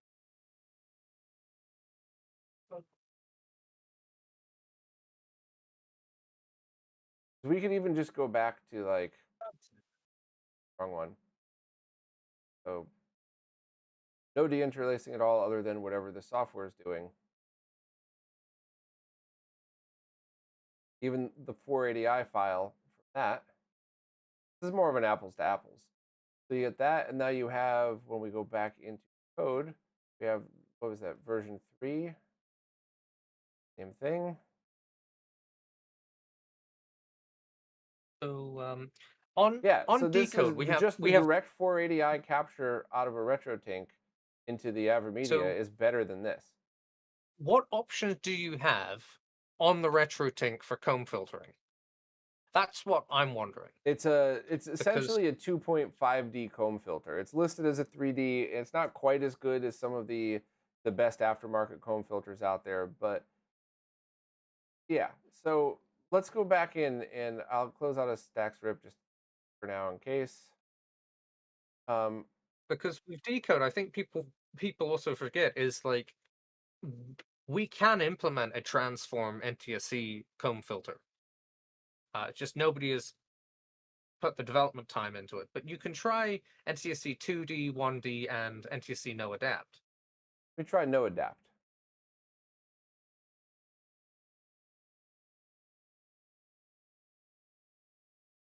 So, but I mean, I guess the point I'm trying to make is this method of capturing the raw RF signal for archival purposes for things like the only media left is the LaserDisc. They don't have the originals. The only media left is the VHS. I I don't think wouldn't it's any say better. that I don't think you can get any for better than this, right? I would say for a lot of laser discs is the original SIMPTC masters and the D2 masters and such, they do exist. It's just good luck getting them out of an archive vault. For some things, yes, they don't exist anymore. But for the majority of things, those masters still exist in one cold store box or another, or in various states of disrepair. But that's why the tape side of decode is so important Oh, that's because much better. the only way to get a full preservation from D2, for example, is with composite capture to capture the VBI space. And the only way to get a proper capture of SIMPTC is with RF capture and then subsequently the same processing pipeline as LDD code, virtually speaking. Just slightly different parameters for it being tape and a little bit higher bandwidth. Okay, so So by the way, yeah. just using that other parameter, everything is very much improved. Okay, so there you go. You got see, you change the parameters, you change the results. So That's this the beauty of decode. horizontal information on the screen here, what is that, and can that be improved? Those those look like dropouts to me.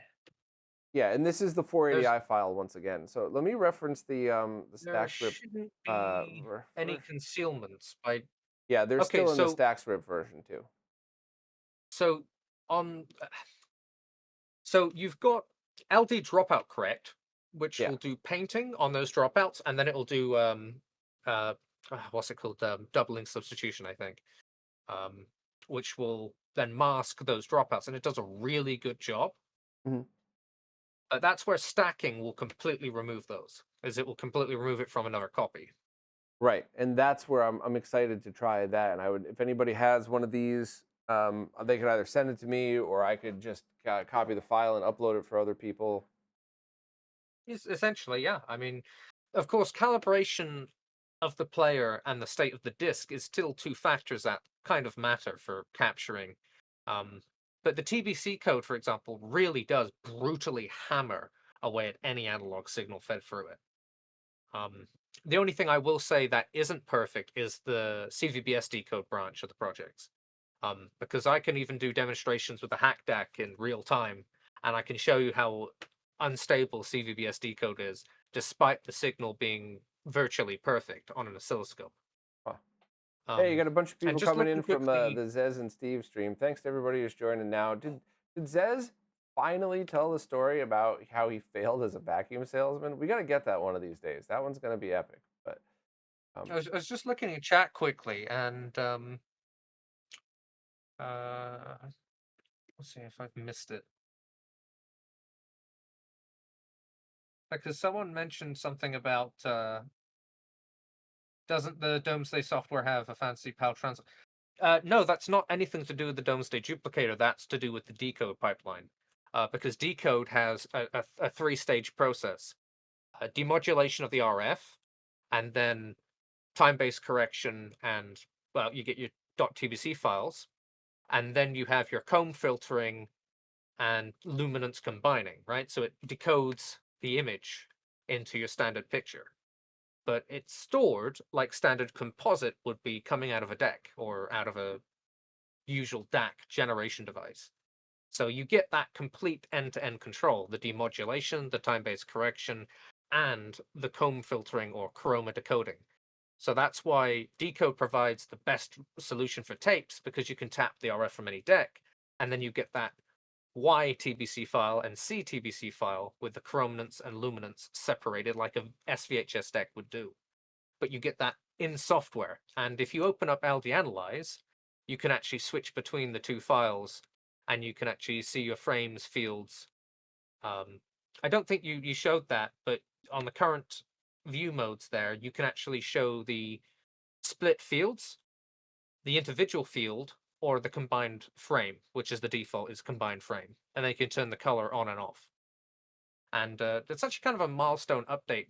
I don't think really got talked about much, but now the output in LD Analyze will be identical if you configure it to what will be output on the the final exported file. So it's 1-to-1 with the chroma decoder's output. And that was an annoying little niggle issue that I'm surprised more people didn't nitpick about, you know. Yeah. But now it's like 1-to-1. I'm getting a weird error in Staxrip down here. I wanted to scale that new file that we did just to see how it compares.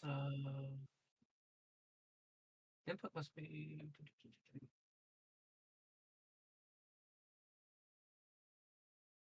I don't know. I think you've stacked NIDI, or something with NIDI's gone wrong.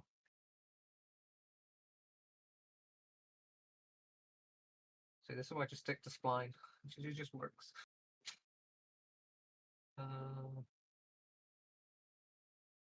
Okay, what's that error saying? Let's see here. Must be.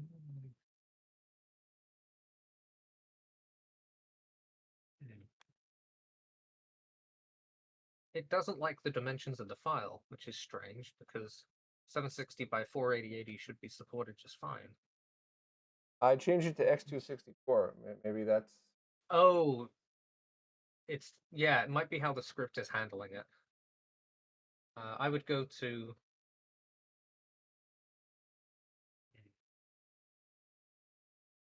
Well, you've got crop enabled and Qt-GMC with repair enabled. So, yeah, I just reload Staxrip at this point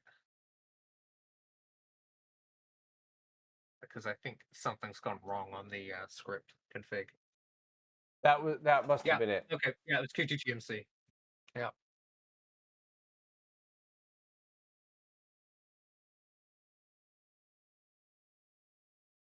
Okay, QTDM sheet. I wonder why the with repair causing issues. I don't know why either. With repair is typically used when you record interlaced into a progressive file. So that's occasionally happened on a few camcorders with external recorders. For example, the Atmos Ninja Star, if you ignore one little check light, it will start wrapping interlaced into the progressive encode. And QGGMC with repair does an amazing job at unbaking that mess, as long as you're in ProRes HQ or better. All right, let's do this, and then let's see. That way we could get a final comparison of what they each look like. And so thanks to the chat, I now have a link for what is the what to do about LaserActive games. I'll look into that stuff. I would go to FFV1 if you want to do a side-by-side proper, because FFV1 is lossless, whereas H.264 will have compression artifacts. All right, and we're getting 3 frames per second for this, so let's abort and just try a different thing to speed it up. Yeah, I'd just go straight to FFV1 or straight to V210 if you want to just. V210 will always be the fastest because it's just raw.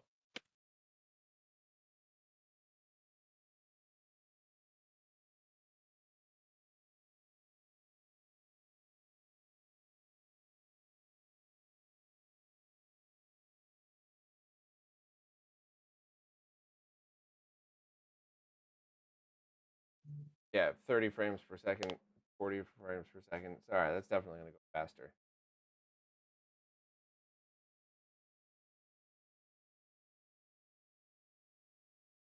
Ralph Rodriguez. I can't speak. Was just on about Muse high vision players. Um, Not particularly much benefit. It's depending on your calibration and the state of the laser. That's the sort of yin yang difference between decks. But we can capture the Muse RF and Muse baseband, but not with the Domesday duplicator. You'll have to get something with a higher sampling rate. So you'd be looking at the Hasdo workflows, which is adjacent to the Mishk boards over here, where you got your ADC and then you're packing the data on an FPGA over HDMI to then software unpack it, like sending PCM block data over video. But instead of PCM, it's big numbers PCM, effectively.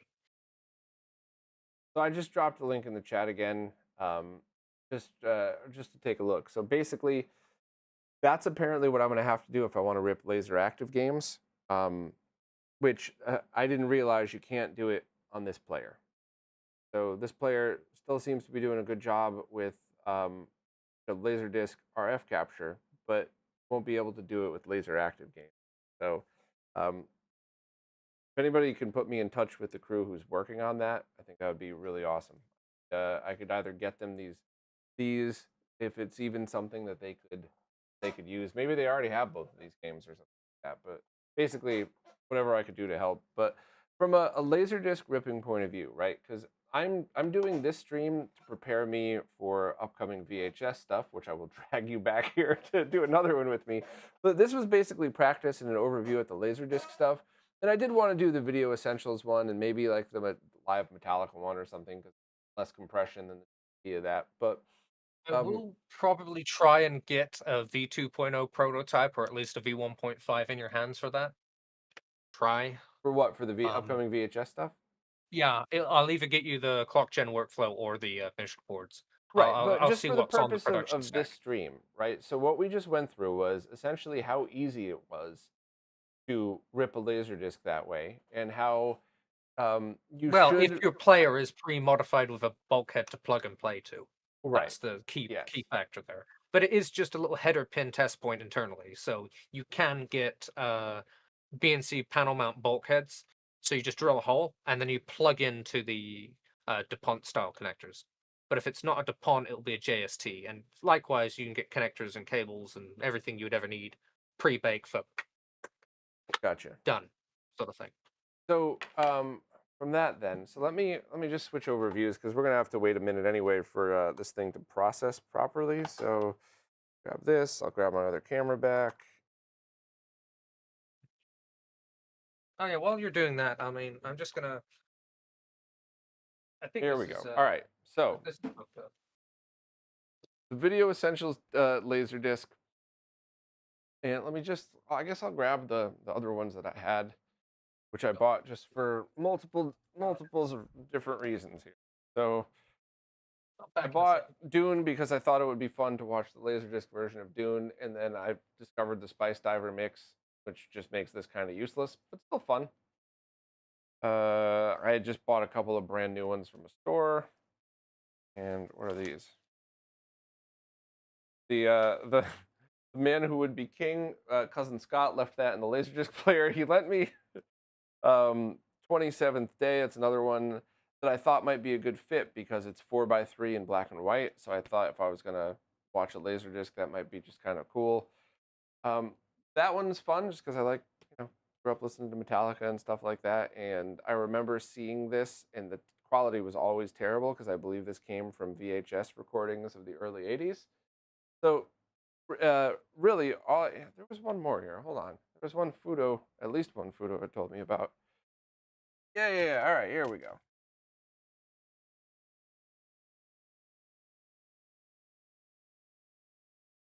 Here is anime. If Kenny were here, Kenny could probably tell you the entire story behind it, but I just bought this because the logo at the beginning is another great way to test dot crawl.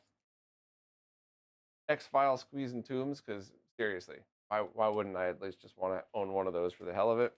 And then just a couple other random ones, and another 2 Dolby surround test ones.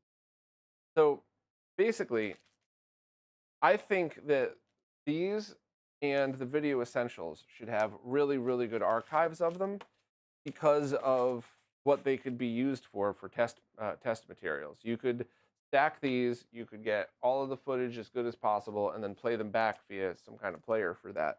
So, what do you think?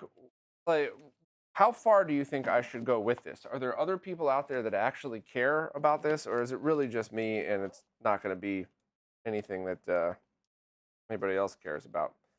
I'm not sure if Harry can still hear me, but I'm also talking to the chat as well. Put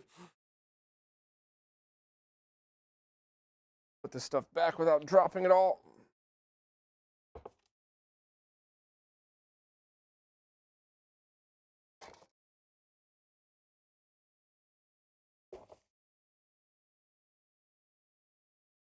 What have I missed? So I just flipped through a bunch of laser discs that really doesn't matter other than people might think it was neat. But these are the things that I thought would benefit from this project. 2 Dolby Surround test DVDs, or DVDs, geez, laser discs, and of course the Video Essentials. So is it worth ripping all 3 of these things? I would say it's nice to have copies of test discs online, especially on the Internet Archive, because eventually we can just pipe those to stuff like the hack DAC here.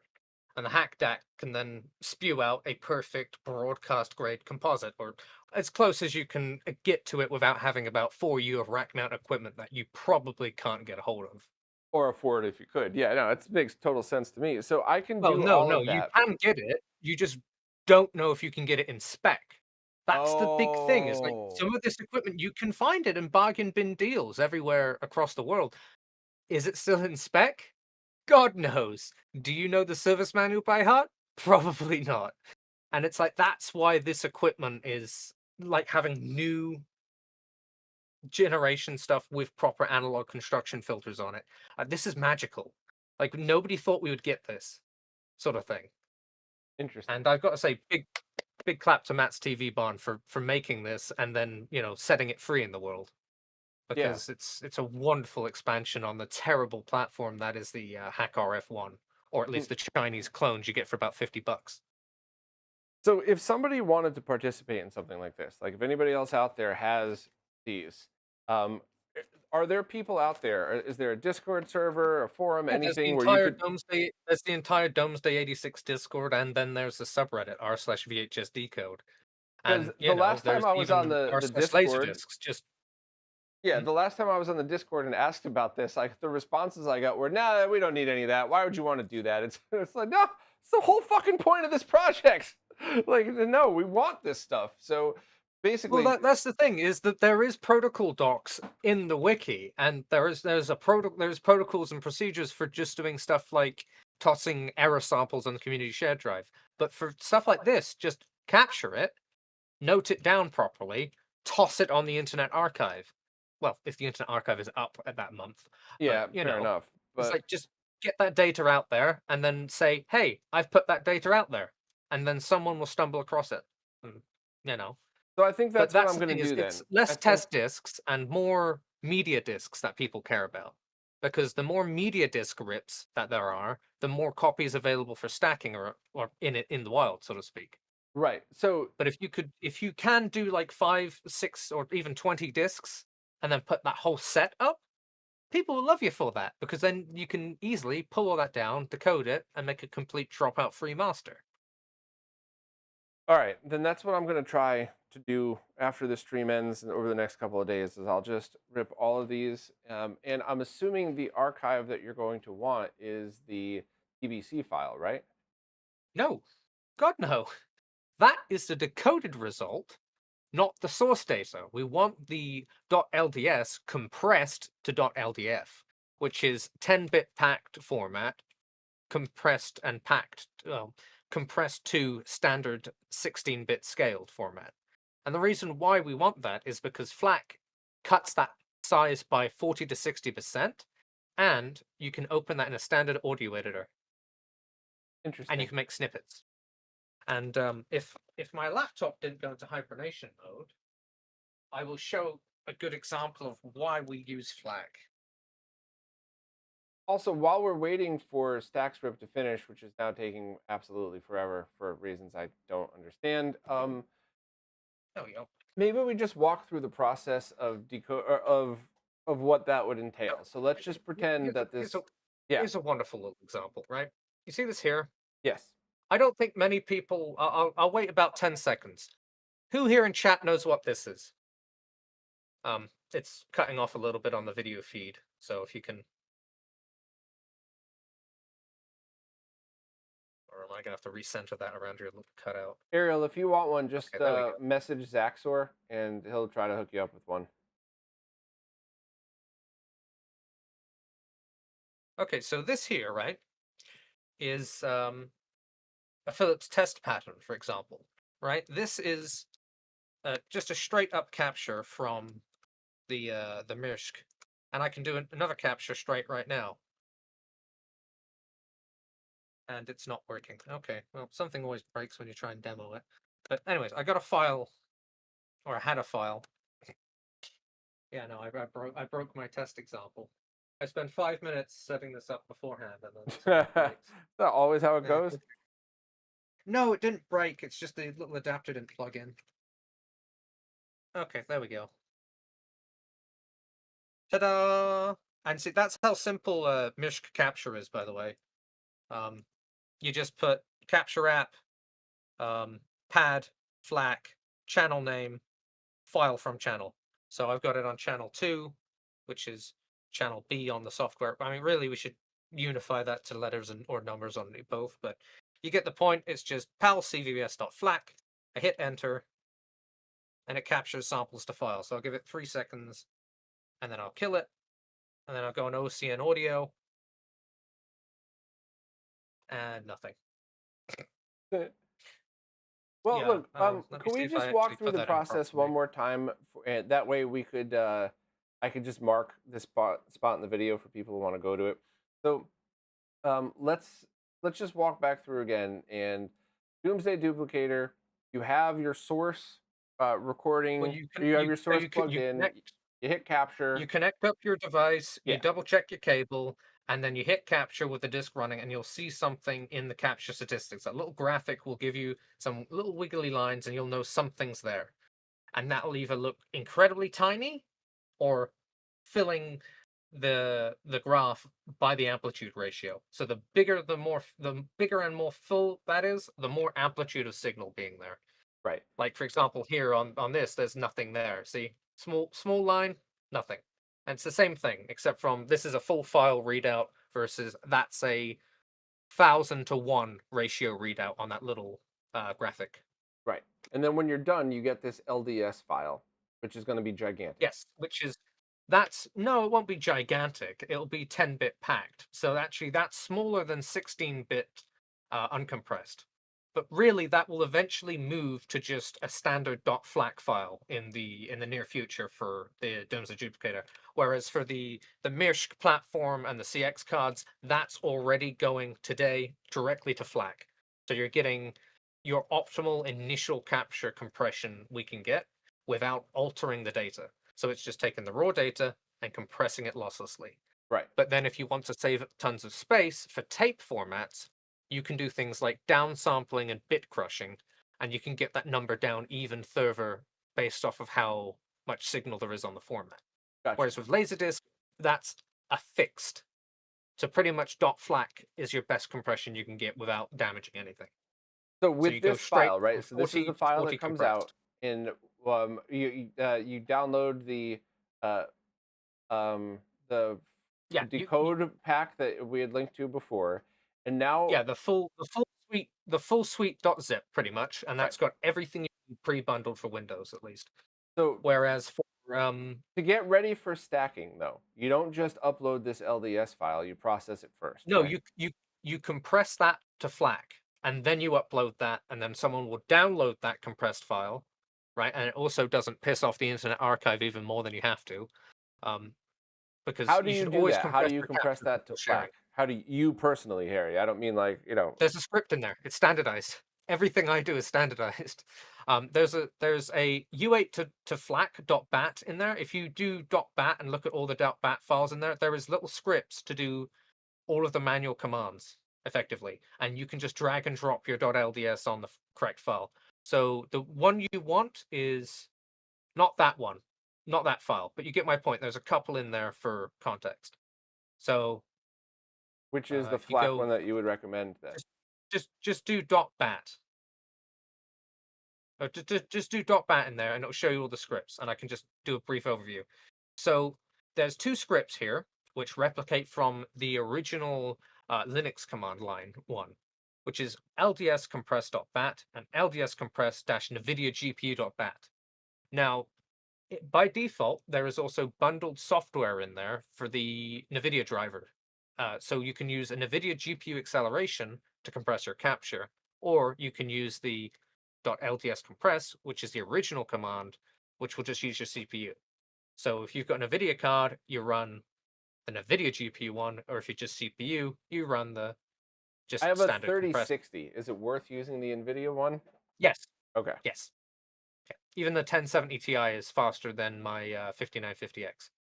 So So all I would do at this point then is you would take your .lds and drag and drop it on there. Yep, just that simple. I'll do that I mean, right it's a now. bit clunky with how many files are in there, but it works, and Open it up two works. then if people want that. So I just drop it right on LDS compress, right? Yep. Ta-da! Now, when we did the decode before, we didn't do the audio as well, right? So by default, LaserDisc has analog audio, and then you've got test discs. Test discs generally, unless they're an audio test disc, won't have a .efm file from their initial decode.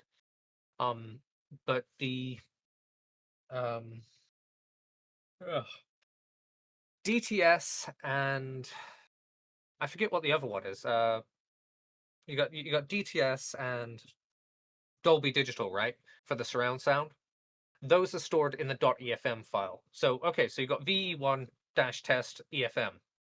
So that could have audio in it, and your ve1-test.pcm will be your analog tracks for that disk.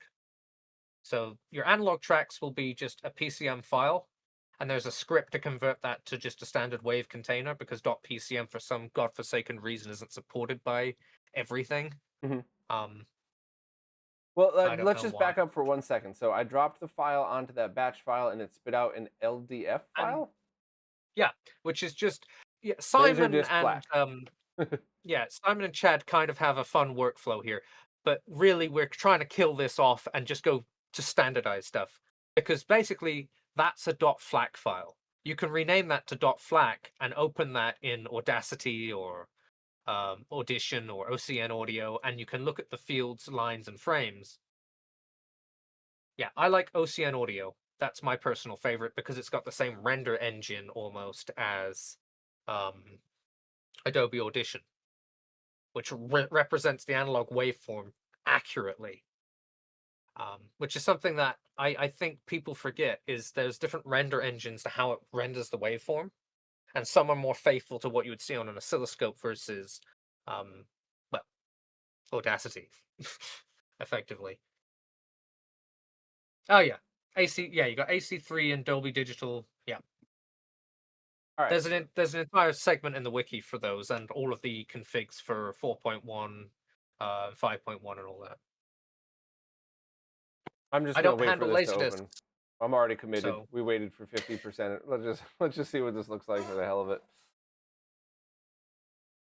yeah. The nice thing about .flac is it can also be directly opened by pretty much anything. The audio editors, though, you have to set it to 40 kilohertz because it'll do the decimation ratio difference. So instead of 40 megahertz, it's 40 kilohertz in terms of how the audio editor looks at it. But it'll actually look accurate to what the waveform is.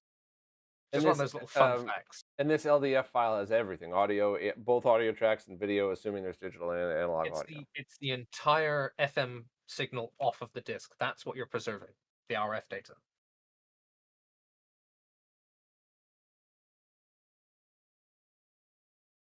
Yeah, the way that's rendering that isn't really Yeah, Goldwave is probably not the thing. All right, so that part's cool. I will do that and have all of these up, but How can we do the other command line stuff that also includes the audio tracks along with the video? Well, like I said, your analog tracks are right there. .pcm. That's already decoded by default with LDD code. So If there then in is audio, Staxrip, I it would will just decode add it that. into Staxrip. Yes, you would just add the .pcm, but for the .efm file, you'll have to go and consult the docs for the EFM decoder because that all got changed when Simon pushed a bunch of updates to it. I haven't looked at it since Simon changed all of it effectively. So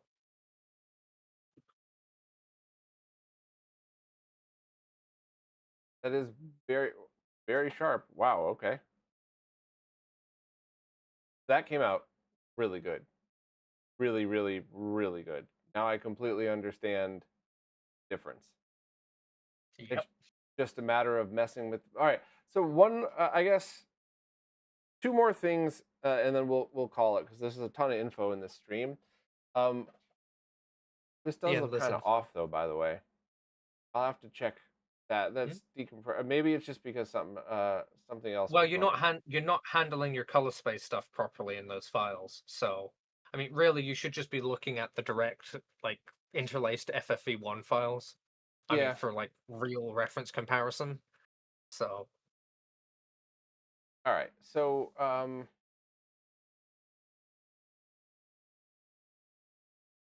totally lost my train of thought. I'm sorry. Hold on, my friend. It'll pop back in a you'll get second. there. So in order to combine audio files, you could just do that in any external program like Staxrip or whatever else, right? What do you mean by combine? Like add them to the because the video file that popped out when we did the command line stuff that converted that, Oh, oh yeah, what, you're talking about combining the decoded results. Yes, you can feed that into TBC video export with dash dash audio drag drop, pretty much, or you can just do that in Staxrip after the fact. Since all right, this is a can we do that with this the is a very TBC critical. video export? Can we just walk through that real quick? Yeah, that's just dash dash audio, and then just add the file. That's pretty much it. I think .pcm should work. If not, convert it to a .wave with the script that's provided in the folder, and then uh, L drag L drop. all right, so to do that, it was TBC video export space the file, the TBC Input. file. Yep. And then And you have this off the top of your head, so you want to just tell me it, and I'll skip looking it up for uh, everybody. dash dash audio. I think it's dash dash audio. Well, let me check. And did we need I don't anything have else for the every video side of things? command memorized. You can do the previous command you used for the chroma decoder. Yeah, I definitely want to do that, and that's the NTSC 3D no adapt.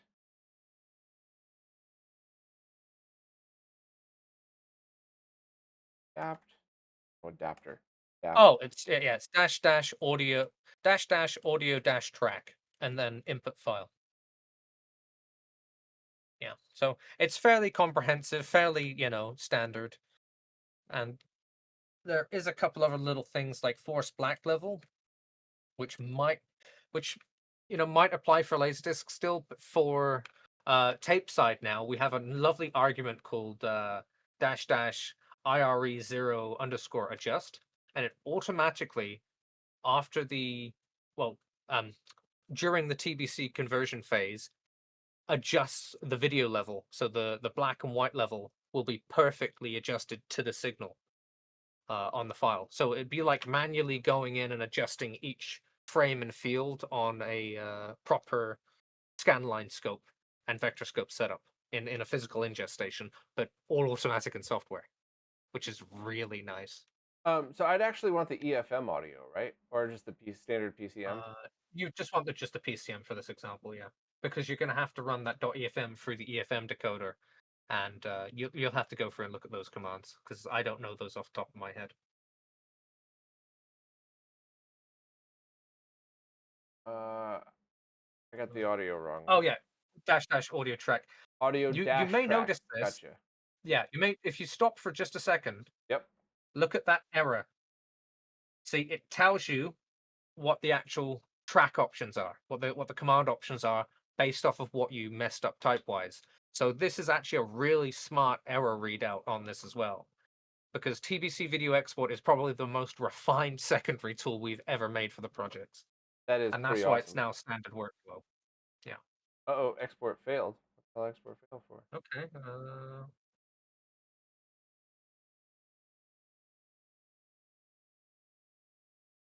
Writing output to video file failed. Is it trying to overwrite something or? No, 'cause there isn't one. There isn't the MKV there. Uh,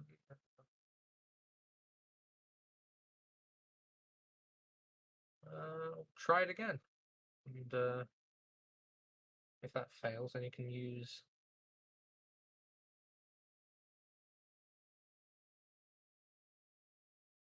the logging option, because there is a debug option.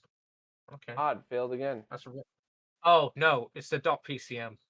That's Oh, what it is. just Change ignore. All right. use Yeah, the .pcm thing still hasn't been adjusted for.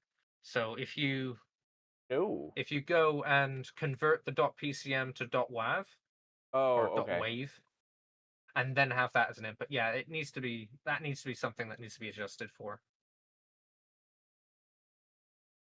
No, there's a script for it. There's a script. There's a .bat. There's a .bat script. You can drag and drop it on.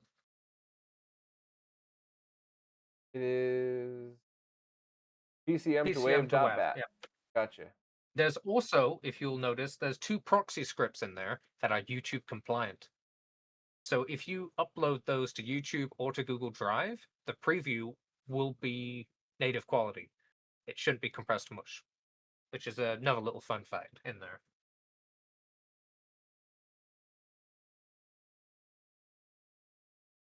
Test.wave.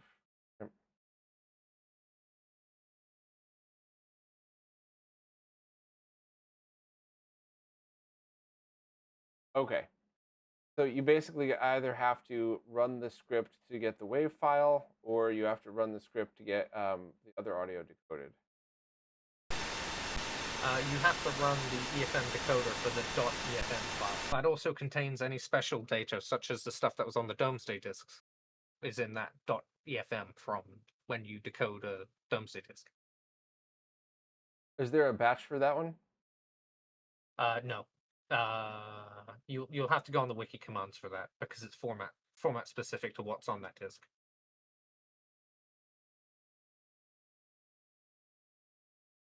I just noticed in chat people are talking about CCAM. One of our French users actually made a CCAM decoder, color and luma.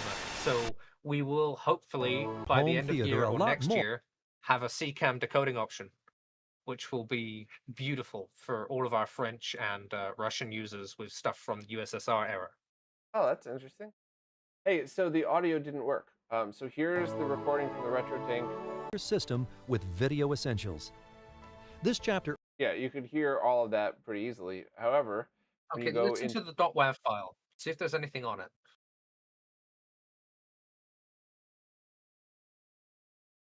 No.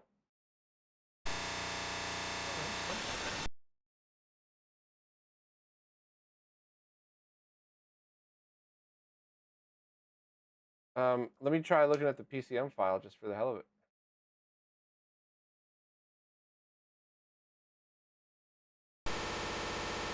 Nope.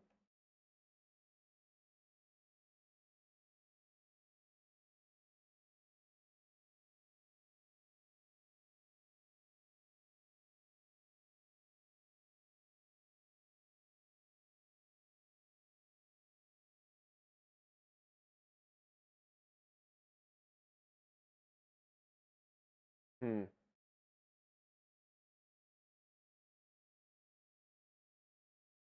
So why don't I just start from scratch?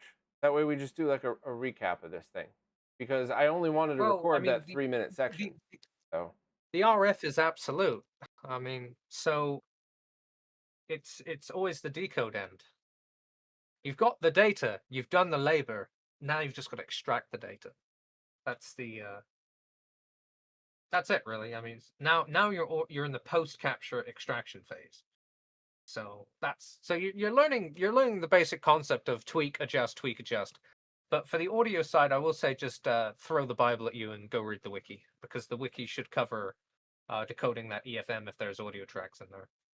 Right. But if However, there is though, analog audio tracks on that disc, and if the sleeve should tell you if there's analog tracks or if there's Dolby Digital or DTS Digital, etc. on the sleeve, it should tell you, or it will tell you on the LDDB, the LaserDisc database website. on the sleeve it should say Dolby Digital AC3, Dolby Surround Stereo. Okay, so it's in the .efm file. So go on the wiki and go on the EFM decoder page and EL copy, L paste. That's the export tool. You want to go on LDD code wiki, because this is a part of the LDD code Oh, so like the official one. pipeline. Yeah, that's just the current documentation for the export tool. If there's any production changes, Jitterbug will update the command list on that primary repo.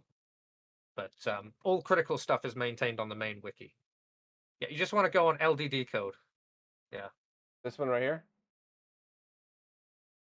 That'll get you close enough. Go on the This one, right? Yep, you want to go on the wiki tab. Am I going blind? Where? Top there. There you go. At the top there. It's right there. There you Oh, go. there we go. Yep. Okay.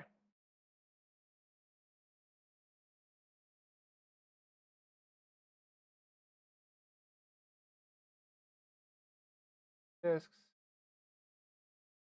EFM. Here we go. Yeah, I even added the fancy little graphics there as well. Nice. So yeah, there you go. That should be everything you need. Let's see if you can figure this out on your own.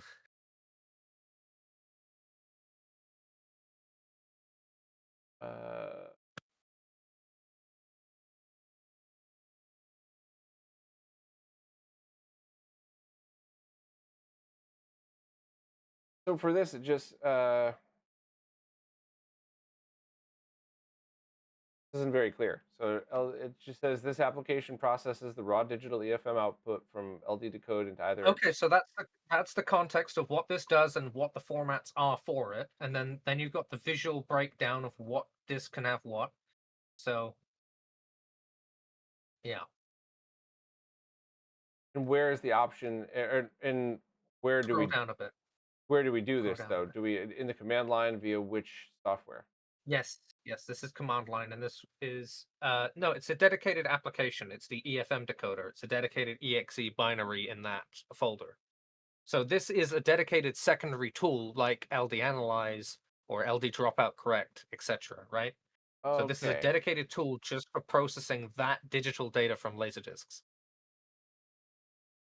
The download is at the bottom here. No, it's in the bundle. It's a default tool. Oh, okay. Yeah. You keep on just like flailing past the help page breakdown that's on there. But it But you just can says also go in requires dash command dash line AC3. if you've got Dolby AC3 audio. See, there's context there.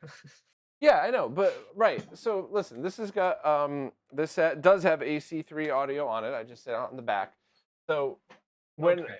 but in LD decode. So Yeah, so when you run LDD, yeah, there should be a full breakdown example there. Okay. Let me go on the wiki page and some context extract from here. Before I fall asleep, hopefully. yeah, we're almost done here. Don't worry. Shut that stuff.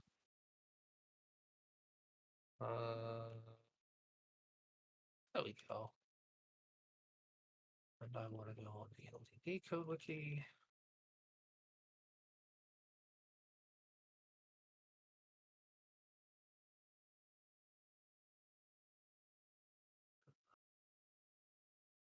You know what? You work on that or pull this thing up. I'm gonna do one of these from scratch because it's not gonna take very long at all. And I want like a recap that I could send people to just reference what we were talking about, so all of this effort doesn't go Yeah. to go for nothing.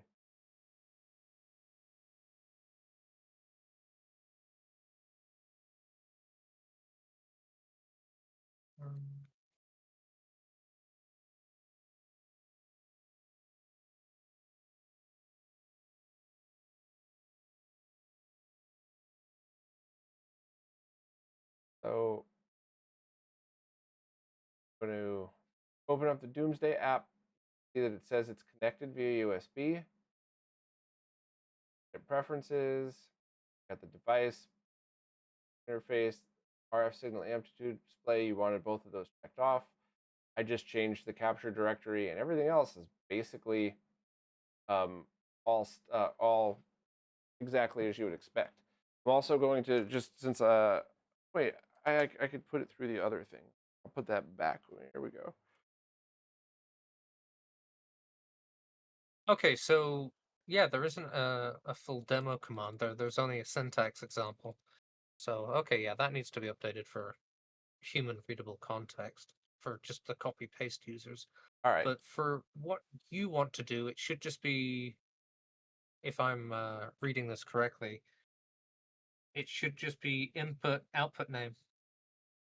So it should just be ld dash process dash efm.exe space input name space output name, or input file and the input output name. That should be how the EFM decoding works for that AC3. Assuming that there's actually data there, and yeah, I don't know if that AC3 flag is absolutely required on the when you run the .ldf or .lds file through LDD code. It should output the AC3 data into that .efm file, Right. from my understanding.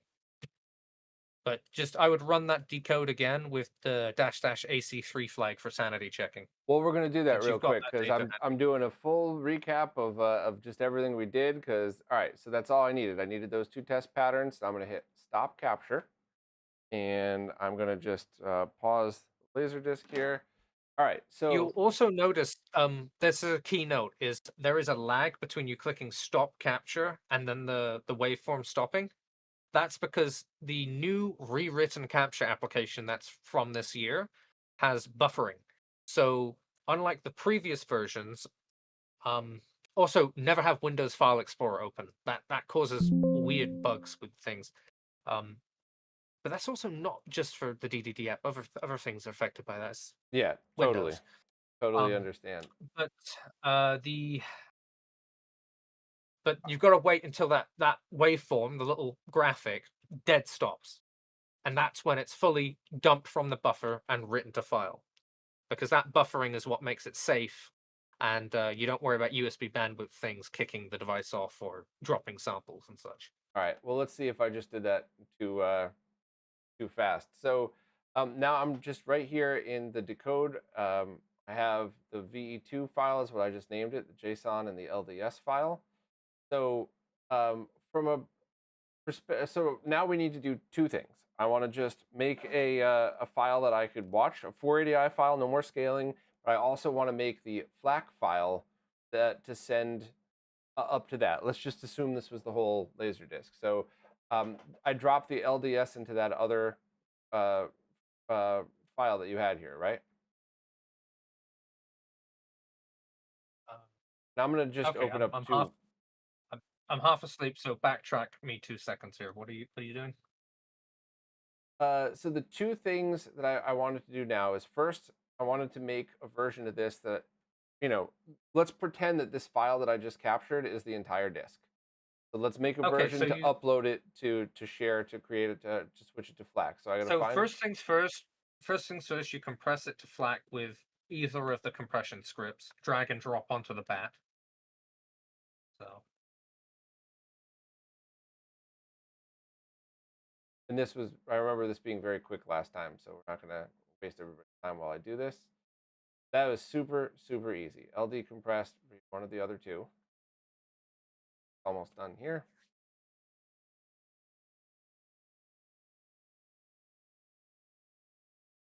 This is interesting too. That's wow. All right, that's very fast.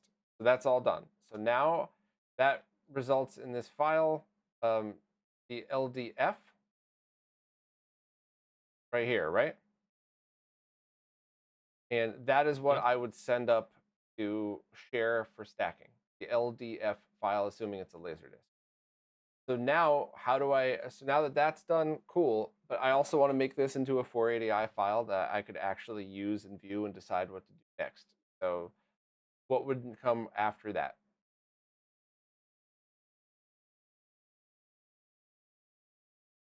Okay, so once you've got your compressed .flac, you can either take your .lds, which is the 10-bit packed, or your .flac, which is the 16-bit signed scale We'll just do the FLAC compressed LDS just file. because it's still Yeah, over here. it doesn't matter. It's exactly the same workflow as far as the end user is concerned.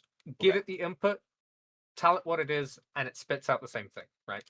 It's all bundled and self-contained like that to make it convenient. So basically, you repeat what you did last time. This time, though, let's do --AC3 just to make sure that there's some AC3 data in the .efm file, and then we'll run through the EFM decoder. All right. So was this the decode or the TBC video? I forgot which one this was. I'm sorry. LDD code. You've captured the RF. Now you have to decode the RF, and then you post-process the .efm file, which is spat out by LDD code. You mean just decode? Decode.exe? Yes.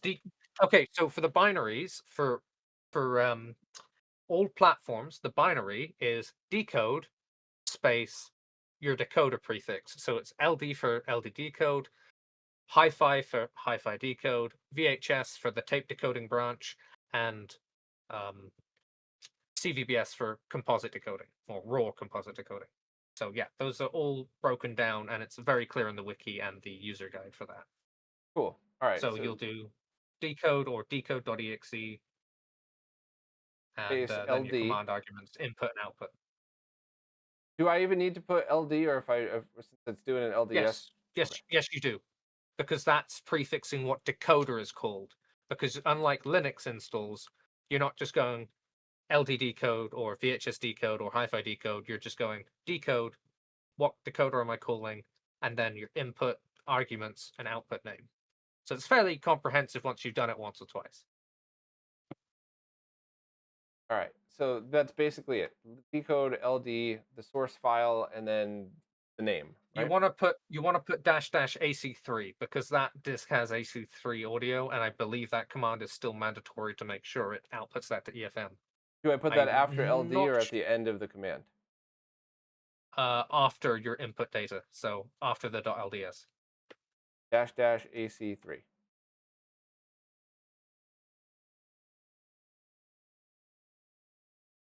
I will also note you have to declare if the file's a different sample rate than 40 megahertz, or if it's a PAL disk, you want to do --PAL, for example. The default is NTSC at 40 million samples per second. So yeah, that there is commands that should be stated, but there is defaults assumed, which is something most software does. It failed. Oh, you didn't call the exe. Oh, Decode.exe usually will ensure it's called.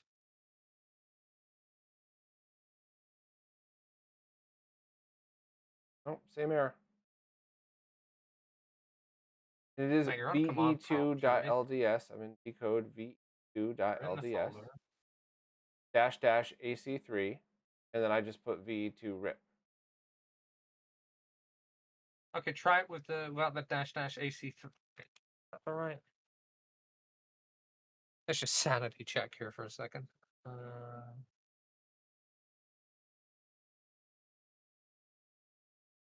--AC3. Yeah, that seems to be working.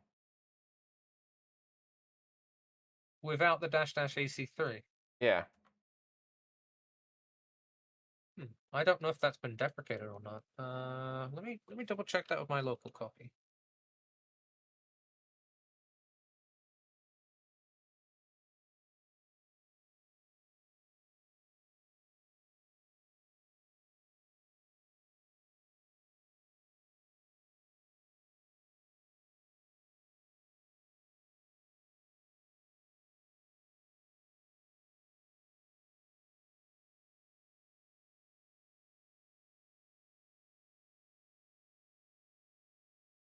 No, AC3 is still in there. Enable AC audio decoding NTSC only.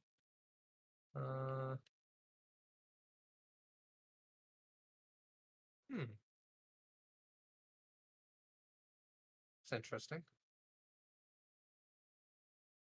How many LDD code users do we have in chat? That's the real question. Like, I just maintain the paper pushing for that repo. I don't actually do LaserDiscs.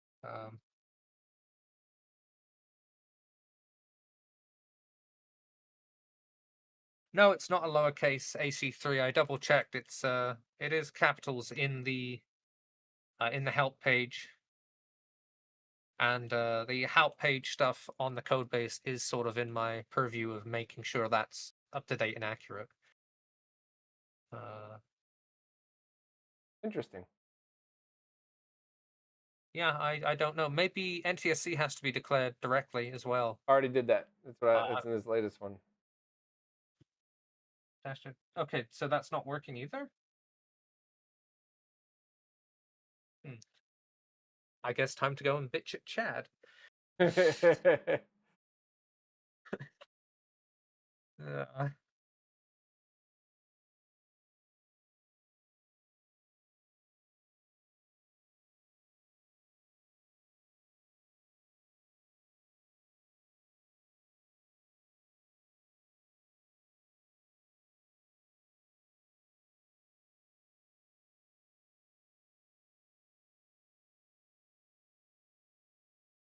Ash, it did work with just --NTSC.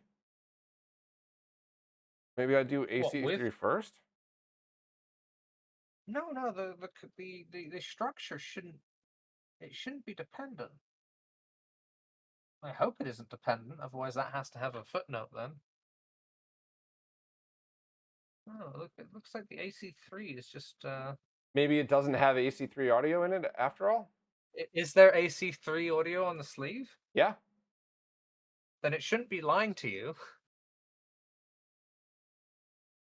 Interesting. Well, what other audio could we use? Just the basic analog audio then? If it's available, then yes. Typically, the analog audio will be a stereo track or a mono track or a dual language track, depending on. This is a stereo track that has Dolby Surround embedded into it. So what's the? Yeah, so I'd assume, I assume it would just be standard stereo mix on the analog output. And therefore, we wouldn't need any of the dashes at all for this. Like no extra commands. Well, no. I mean, there's surround sound audio on it, so if you're trying to get the full surround sound audio, then yeah. I would see if there's something in the .efm file regardless. That's what I would double check. Because you should just be able to run that .efm you got out of your first decode and see if that outputs anything or nothing. And oh, even chat's noticed I'm drifting off. All right, we're gonna be done with this in 1 second. So for standard, I've got a solution to my problem. So for standard stereo audio, you wouldn't need any extra commands in this decode.exe because it automatically breaks it out into the other ones, correct? From what I understand, is that flag is still valid. I don't handle LaserDiscs, so I don't know why that flag isn't doing anything, and I think that might be a bug, honestly. I'm not sure. Because I only touch the CVBS decode stuff for testing the MIRSC, and I only touch hi-fi decode and VHS decode for the tape side of things.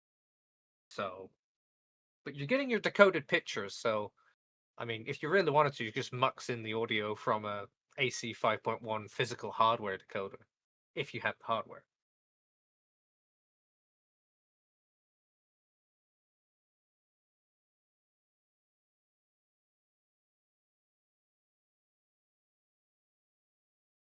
Idiot.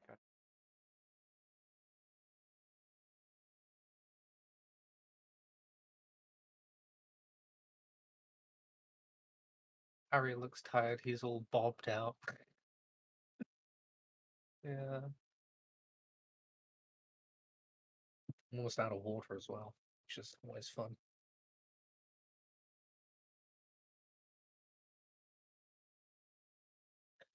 I just realized people have been trying to call me for like last hour. No, All let's right, let so everyone know I'm the still alive. EFM decoder, that's what I'm just going to grab the from the previous rip. So just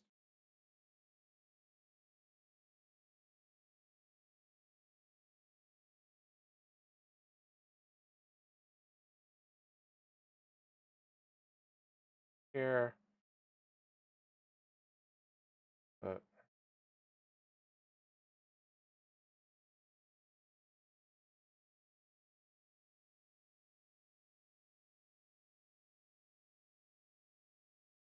all right.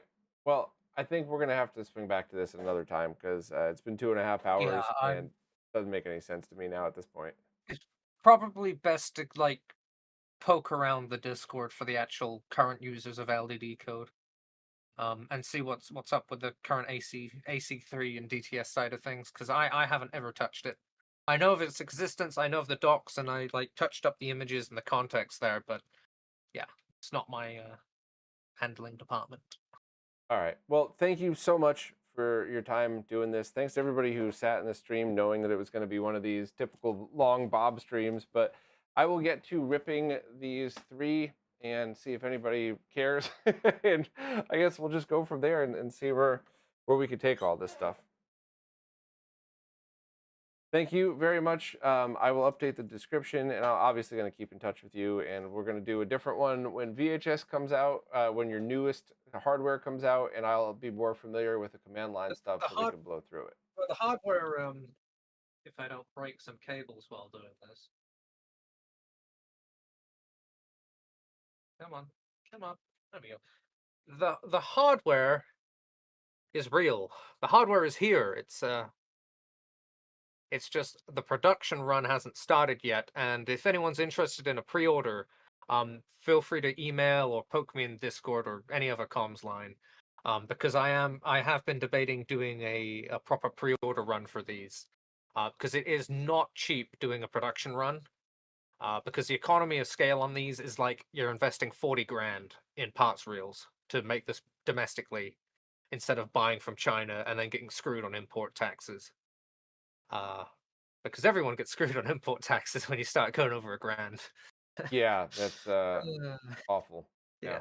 I mean, you're double screwed over there, you Americans. That's why I started doing stuff on the Ko-fi store, because now it's an extra 70 to $100 from like PCBWay and JLC. There's like on top of the tariff tax. It's like ouch. Ouch. Yeah. Yeah, Ash wanted me to try one more thing, and let's see. Yeah, same thing. But all right. Well, thank you very much. Really appreciate this, and I promise I will get better at this stuff for the next stream. Keep trying, keep learning, and there's always the wiki to slap you with. Awesome. All right. Well, links to everything are here, and I'll swing back with a clearer video about this at some point in the future. I'm just going to try to do a quick, less than 10-minute overview of what we did. It'll probably take a month to get to it, but thanks again, Harry. Much appreciated. Thanks to everybody in the chat, and I will see everybody very